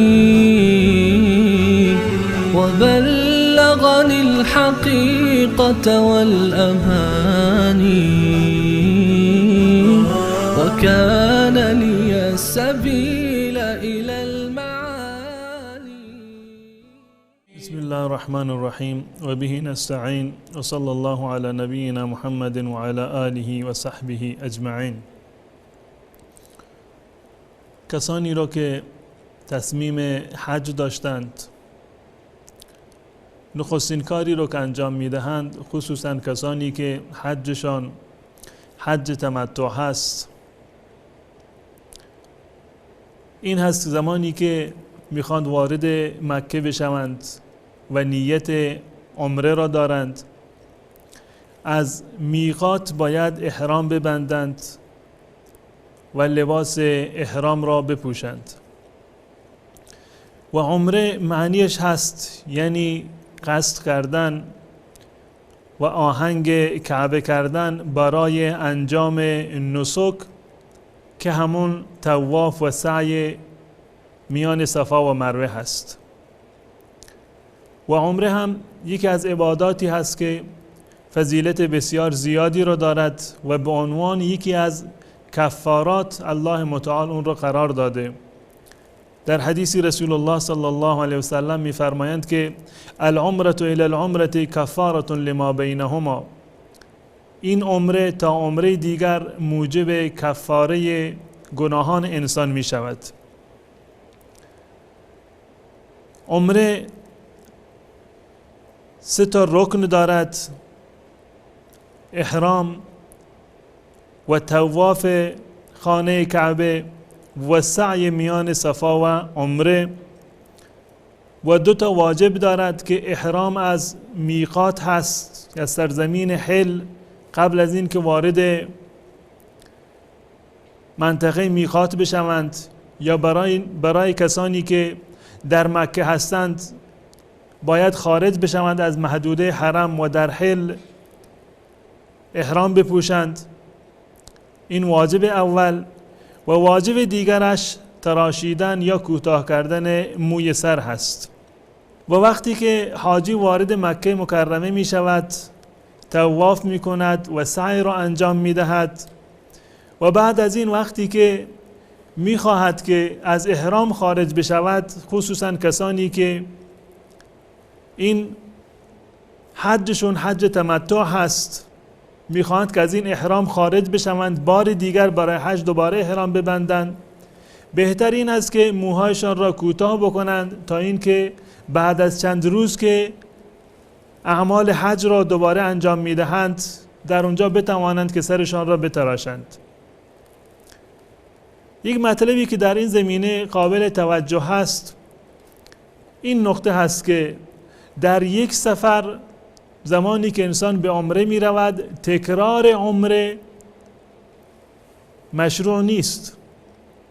از رسول الله صلی الله علیه و سلم و اصحاب بزرگوارشان هیچ گونه ترغیب و تشویقی وارد نشده که انسان در یک سفری، یعنی زمانی که به مکه مکرمه رفته، در یک سفر چندین عمره را انجام بدهد، بلکه نماز خواندن در مسجد الحرام هر نمازی 100,000 برابر ثواب دارد. انسان باید سعی بکند که تمام این اوقات را غنیمت بشمارد و به یاد الله باشد و نماز بخواند و طوافی را که برایش میسر هست در مسجد الحرام انجام بدهد. بعد از این که حاجی متمتع اعمال عمره را تمام کرده و چند روزی را در مکه مکرمه سپری کرده و ایام حج فرا میرسند، اولین روز حج یوم الترویه هست، یعنی روز 8 ماه ذوالحجه. آغاز ایام و مناسک حج روز 8 ذوالحجه هست. در این روز کسانی که تصمیم حج را دارند و کسانی که در مکه هستند میخواند که حج را انجام بدهند باید احرام ببندند و به سرزمین منی بروند. برای بستن احرام لازم نیست که به مسجد الحرام بروند یا این که از سرزمین حرم خارج بشوند، بلکه در هتلشان و در محل سکونتشان باید احرام را از آنجا بپوشند و بعد از این به سرزمین منی بروند. و وقتی که احرام را پوشیدند نیت حج می کنند، لبیک اللهم حجا، و این نیت حج هست که پروردگارا من نیت حج را دارم، این حج را برای من میسر بکن. و یکی از مواردی که در این زمینه بیان اشاره شده این هست که اگر انسانی واقعا مطمئن هست یا این که بیم این را دارد که شاید نتواند اعمال حج را کامل بکند، میتواند که احرام مشروطی ببندد، نیتش نیت مشروطی باشد. به این گونه این جمله را اضافه بکند که و این حبسنی حابس فمحلی حیث حبستنی، پروردگارا من نیت حج را دارم، منتها هر وقتی که مانعی برای من پیش آمد و نتوانستم اعمال حج را کامل بکنم، فمحلی حیث حبستنی، همان جایی که من نتوانستم جلوتر ادامه بدهم من همانجا از احرام بیرون می آیم و خودم را احلال می کنم، یعنی از حالت احرام خارج می شوم. فایده این مشروط کردن احرام این هست که بالفرض اگر کسی بعد از این که حج را شروع کرده بود و بعد از این که لباس احرام را پوشیده بود نتوانست که حج را کامل بکند، بر او دمی لازم نیست. هر جایی که مانعی پیش آمد، مریض شد، بیمار شد یا مانعی دیگر پیش آمد که نتوانست حجش را کامل بکند، در واقع از اونجا به بعد هیچ گونه گناهی بر اون نیست و دمی هم بر اون لازم نمی شود. اما اگر این شرط را نکرده باشد، در صورتی که نتوانست این اعمال حج را انجام بدهد، حتما باید یک دمی بر اون هست و یک گوسفندی را باید ذبح بکند و سال آینده دوباره باید برای حج بیاید. و بعد از این که حاجی لباس احرام را پوشید، لبیک گویان در واقع حرکت می کنند به طرف سرزمین عرفات و نماز ظهر و عصر و مغرب و عشا در روز 8 ذوالحجه اینها را باید در عرفات بگذرانند، در اونجا نماز بخوانند و همچنین فجر روز 9 را، این 5 وقت نماز را، ظهر و عصر و مغرب و عشا را باید بروند در سرزمین منا و همچنین فجر روز 9 ذوالحجه را. در این روز نمازهای 4 رکعتی را باید قصر بخونند و جمع کرده نمی شوند. نمازها در این روز فقط قصر هست بدون جمع و این یک حکم کلی هست، هم برای حجاجی که خارج از مکه اومدند و هم برای کسانی که اهل مکه هستند. این جزء مناسک و جزء آداب حج هست که در این روز حجاجی که در سرزمین منا هستند، اهم از اهل مکه و اهم از مسافران، همه باید این نمازها را قصر بخوانند، نمازهای 4 رکعتی را 2 رکعت بخوانند بدون از جمع. و در شب 9 باید در سرزمین منا شب بگذرانند، مبیت در منا. و شب گذراندن در شب 9 ذوالحجه و همچنین ماندن روز 8 در منا، اون گونه که قبلا عرض کردم، حرکت کردن از مکه مکرمه یا از هر جایی که دیگری که هستن رفتن در سرزمین منا، ماندن در اونجا نماز ظهر و عصر و مغرب و عشا و شب گذراندن تا فردا نماز فجر، این جزء واجبات حج نیست، جزء سنت ها هست. اگر کسی این مورد را ترک کرد حجش صحیح است و هیچ گونه دمی یا گناهی بر عهده اون لازم نمی شود و این فقط یک نوع سنتی هست. اگر کسی می خواهد که اعمال حجش را کامل انجام داده باشد و حجش یک حج کاملتری باشد، بهتر و اولاتر و مسنون این است که در روز 8 ذوالحجه احرام ببندد و برود در منا و نماز ظهر و عصر و مغرب و عشا را در آنجا بخواند و شب 9 ذوالحجه هم باید در سرزمین عرفات باشد و همان گونه که عرض کردم این جزء سنت های حج هست، نه واجب هست و نه جزء ارکان حج هست. انشاءالله اعمال دیگری را که در روز عرفات و روز عید انجام میدهند در جلسات آینده خدمت شما عرض خواهم کرد. تا آن زمان تمام شما را به الله متعال می سپارم. السلام علیکم و رحمت الله و برکاته.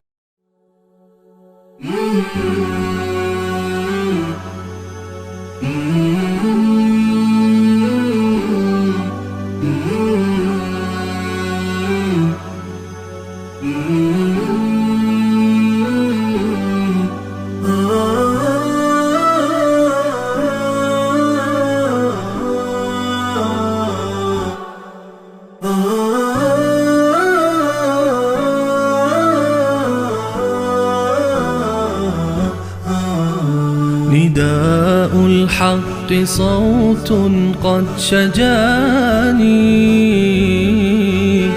وبلغني الحقيقة والأماني.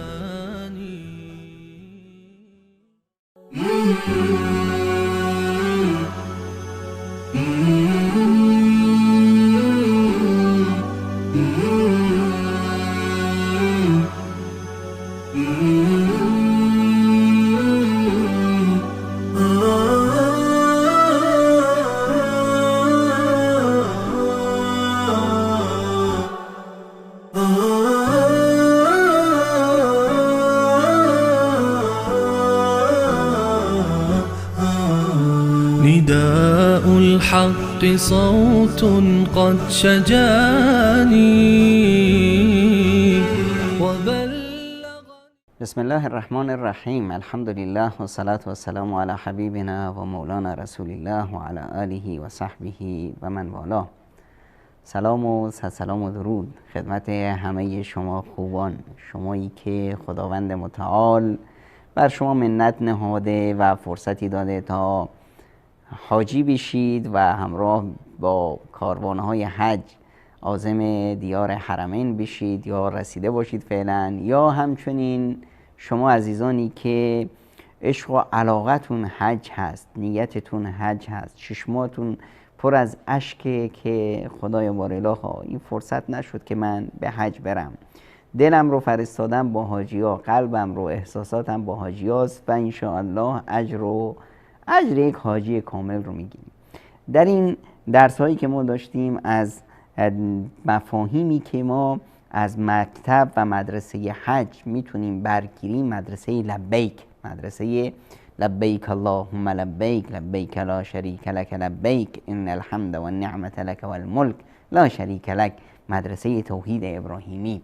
در این مدرسه ما از اخلاص گفتیم، از انفاق در راه خدا گفتیم، از جهاد گفتیم، از تواضع و فروتنی گفتیم، از هجرت گفتیم، از این گفتیم که دنیا جای قرار نیست و ما از این گذرگاه به زودی خواهیم رفت، از مسئله هویت اسلامی که شخصیت من یه شخصیت اسلامی است، من کی هستم، هویتم، از این گفتیم، از آیات و نشانه های الهی که در مناسک حج و در ایام حج برای همه هویداست، از اون گفتیم که چطور حج من مسلمون رو ربط میده به تاریخم و من احساس میکنم که من یک علف هرزه‌ای نیستم، من عمق دارم در تاریخ، عمق دارم در دعوتم و در ایمانم و در فرهنگم و گفتیم که حج به ما یاد میده که دیگر پذیر باشیم و وسعت ذهنمون، وسعت فکرمون، زاویه دیدمون به زندگی زاویه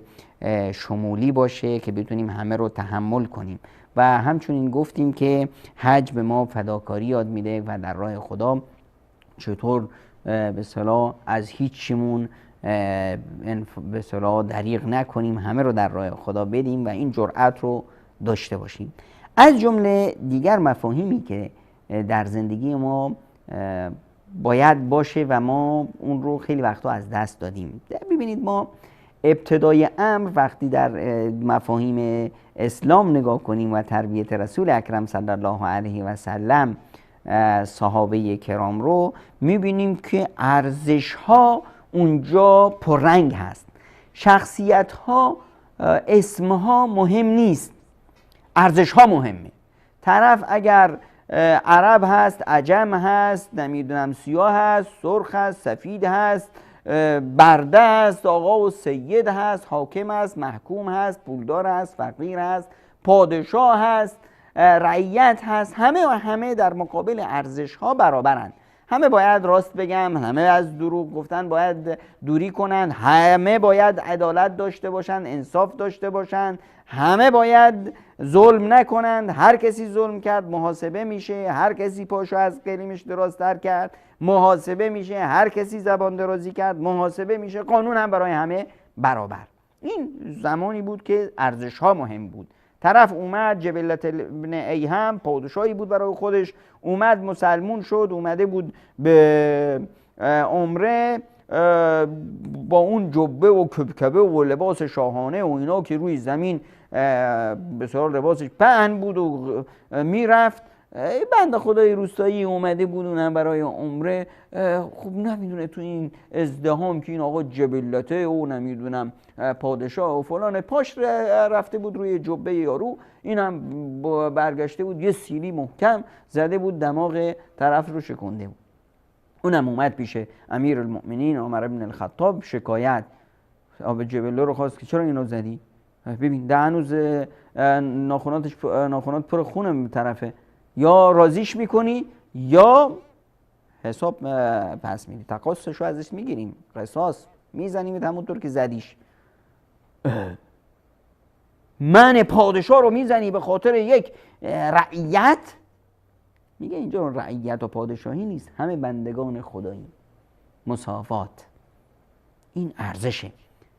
خب این یه زمانی باز اومد ما مسلمان ها ضعیف شدیم و فلان شدیم، ارزش ها رو کردیم داخل افراد. اگر یه فردی ارزشی بود این دیگه فکر شما خیلی رنگ و رود، فلانی آدم شجاعی است، فلانی آدم امانتداری هست، دیدی فلانی چقدر آدم راستگوست، باید بهش جایزه داد. یعنی چی؟ یعنی اینی که ارزش ها از بین رفته. اگر ما این ارزش رو در جایی دیدیم فکر کردیم که دیگه طلا و جواهرات رو یافتیم، این چیز گرانبهای گم رو پیداش کردیم. واسه همینه که میبینیم که ما بعضی از اسمها همیشه تکرار میشه. میاییم در یک میلیون ها نفر جمع شدن، یه خطیب بلند میشه میگه هوی مسلمون ها کجایید؟ آبا صلاح الدین ها، صلاح الدین کجایی؟ تا بیا ما رو از فاجعه هایی که در عراق هست، در سوریه هست، در فلسطین هست ما رو نجات بدی. هوی صلاح الدین، هوی عمر بن الخطاب، هوی.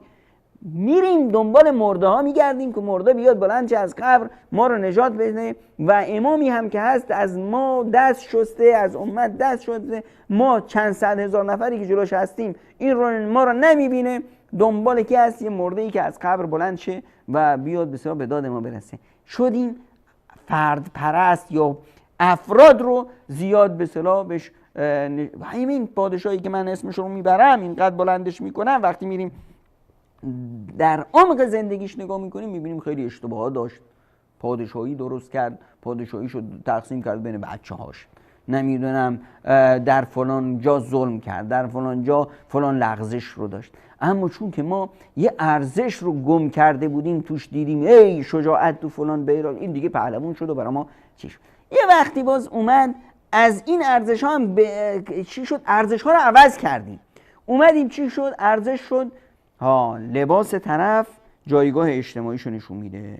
اگر لباسش اینطوری بود، اگر جبهش اینطوری بود، اگر کلاهش اینطوری بود، کلاه چی داشت، سبز داشت یا کلاه سفید داشت، عمامش اینطور بود، خونهش بالا شهری بود، فلان بود، این پیش ما ارزش داره. این فرد فلانی رو دیدی؟ بله فلانی اینطوری است، حرفش رو زبان هاست. چرا؟ لباسش این رو ارزش کرده، خونهش این رو ارزش کرده. این به اصطلاح چیزهای پوچ برای ما ارزش شد. اومدیم در حج یک درس و یه شستشویی میده که این ذهنی که بیمار شده، این ذهنی که رسوبات روش نشسته، زنگ زده، این رو باید صیقلش داد، این رو باید پاسداری کرد.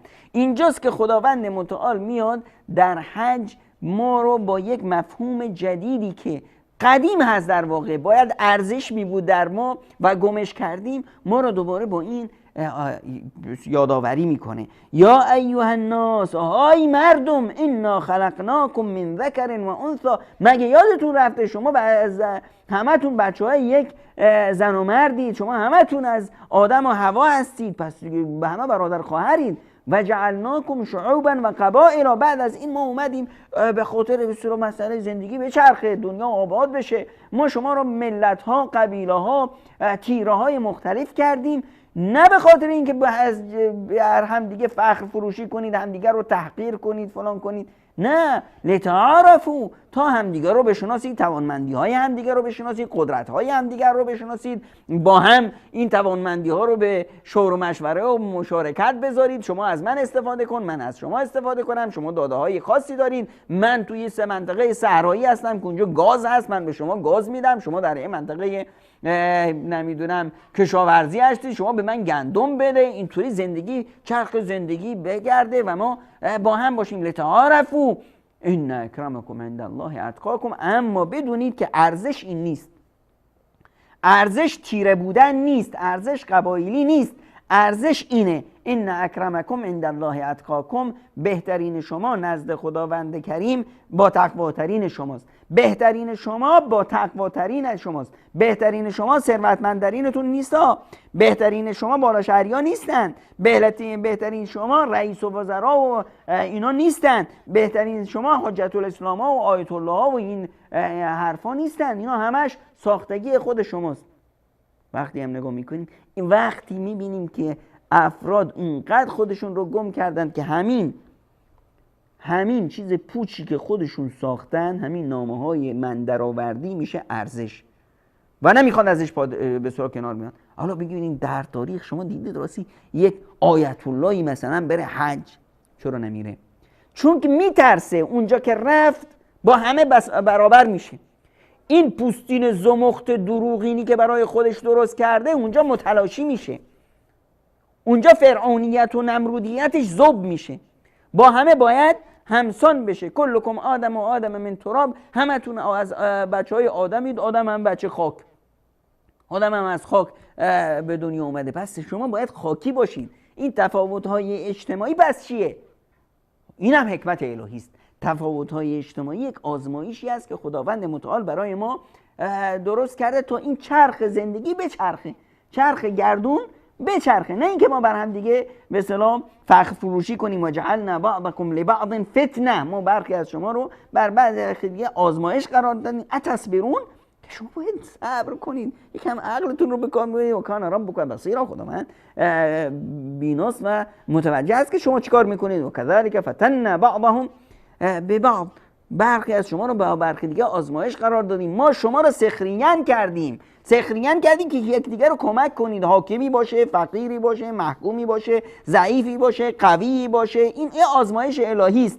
اهم یقسمون رحمت ربک، مگه شما این که تقسیم میکنید این رحمت الهی رو؟ نحن قسمنا بینهم معیشتهم فی الحیات الدنیا، ما معیشت شما رو، رزق روزی شما رو در دنیا ما تقسیم کردیم که و رفعنا بعضهم فوق بعض درجات، برخی رو بر برخی دیگر درجه بندی کردیم، بلند کردیم، پایین کردیم. اینا از طبقه پایین اشتباهی هستن، اینا بلند، اینا ثروتمندن، اینا چی؟ که چرخ گردون بچرخه. لیتخذ بعضهم بعضا سخریا، که همدیگر رو به کار بگیرید. اگه همه تو ثروتمند می بودید، تصور کنید یه دنیایی ما داریم همه دکترا دارن، خب کیه که نانوا بیشه، کیه که خیابون درست کنه، کیه که نمیدونم خونه درست کنه، کیه که بنا باشه، کی.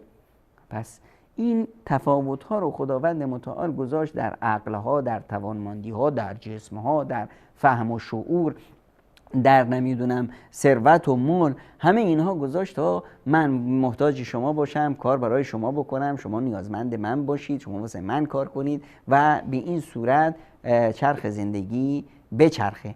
حج میاد ما رو یهو هممون رو جمع میکنه، میگه که شما مثل همیدا، همتون خاکید، همتون بچهای یه زن و مرد بودید، همتون از پدرتون از خاک، همتون با هم معدنتون یکی هست، برگردید به معدنتون.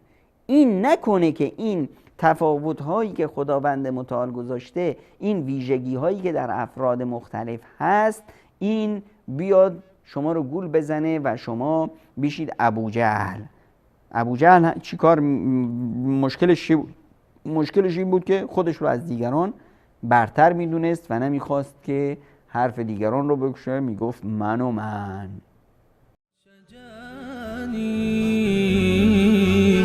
وبلغني الحقيقة والأماني وكان لي السبيل إلى المعالي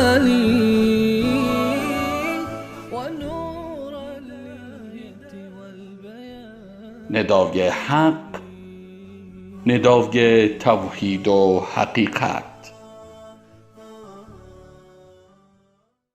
در حج ما اومدیم و گفتیم لبیک اللهم لبیک، لبیک لا شریک لک لبیک، ان الحمد والنعمت لک والملک لا شریک لک.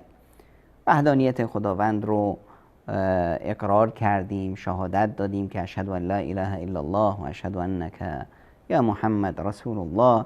بعد از اون اومدیم مناسک به ما درسهایی رو داشت و همین لباس احرام ما رو برگردون به معدن و سرشت انسانیت خودمون، آدمیت خودمون رو درک کردیم، فهمیدیم که ما همه هستیم، همه یکی هستیم، همه از خاک هستیم و به خاک خواهیم رفت.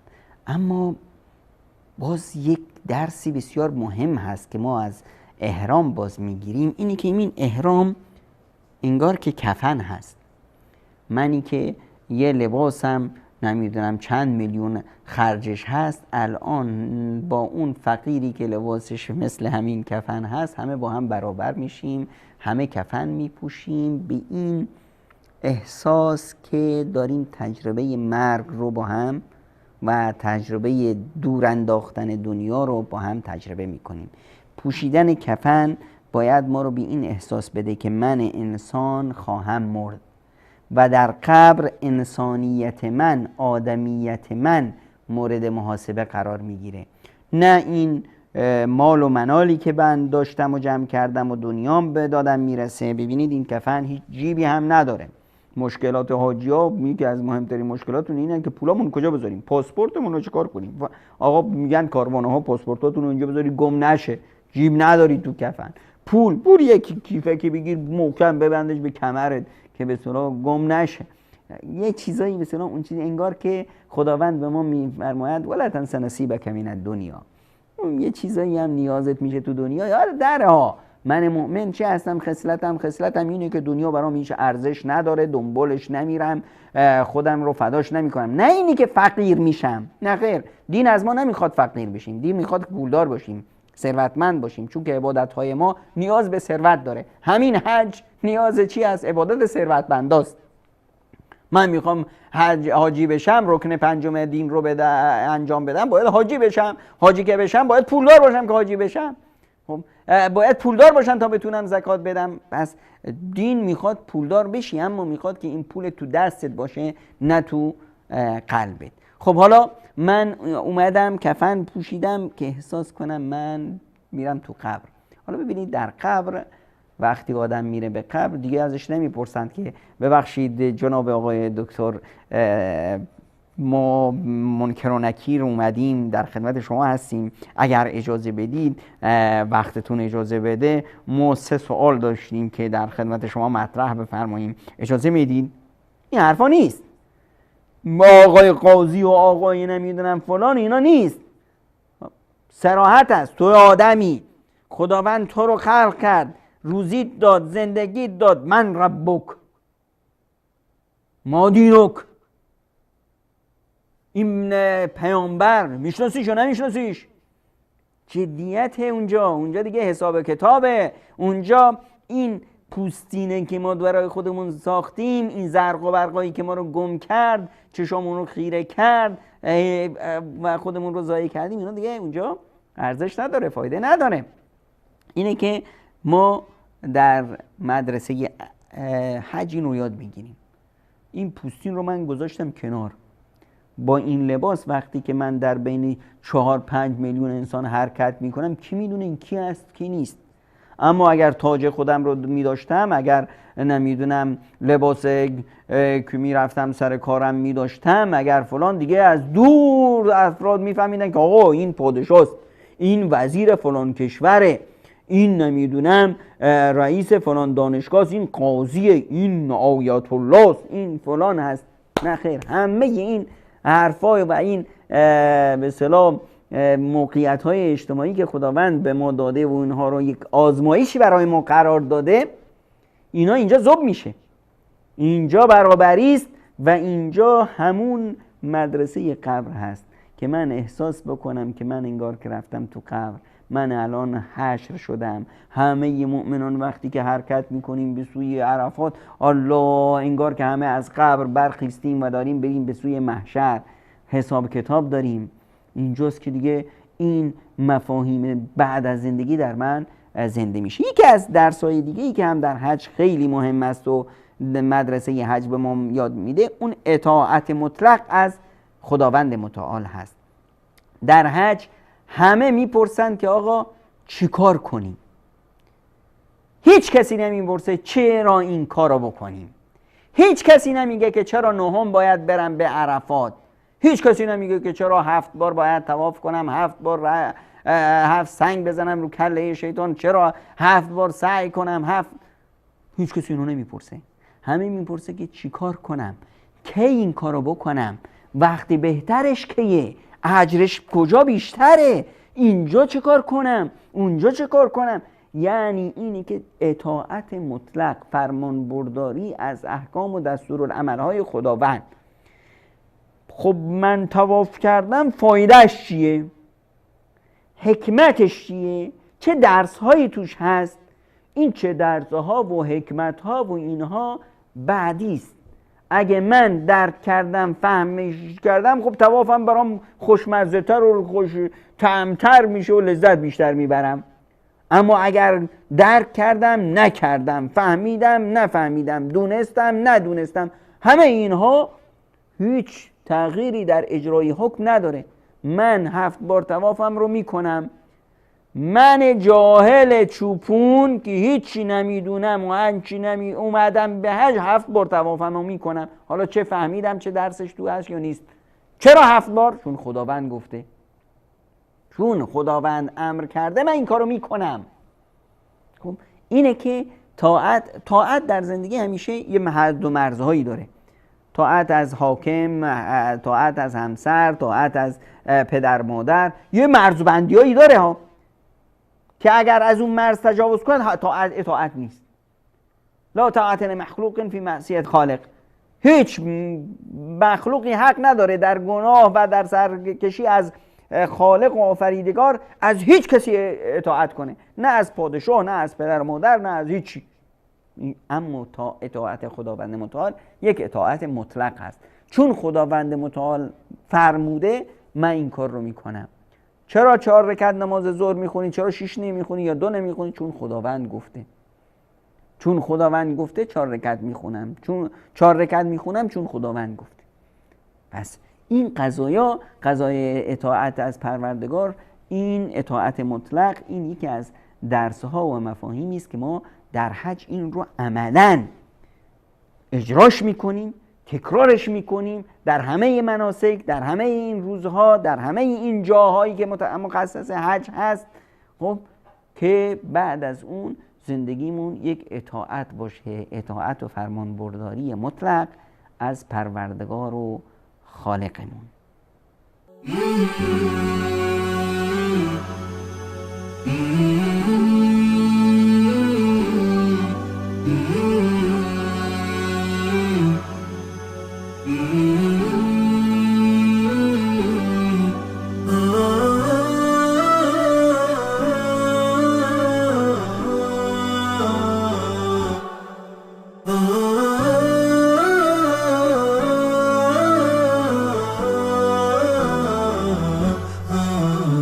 نداء الحق صوت قد شجا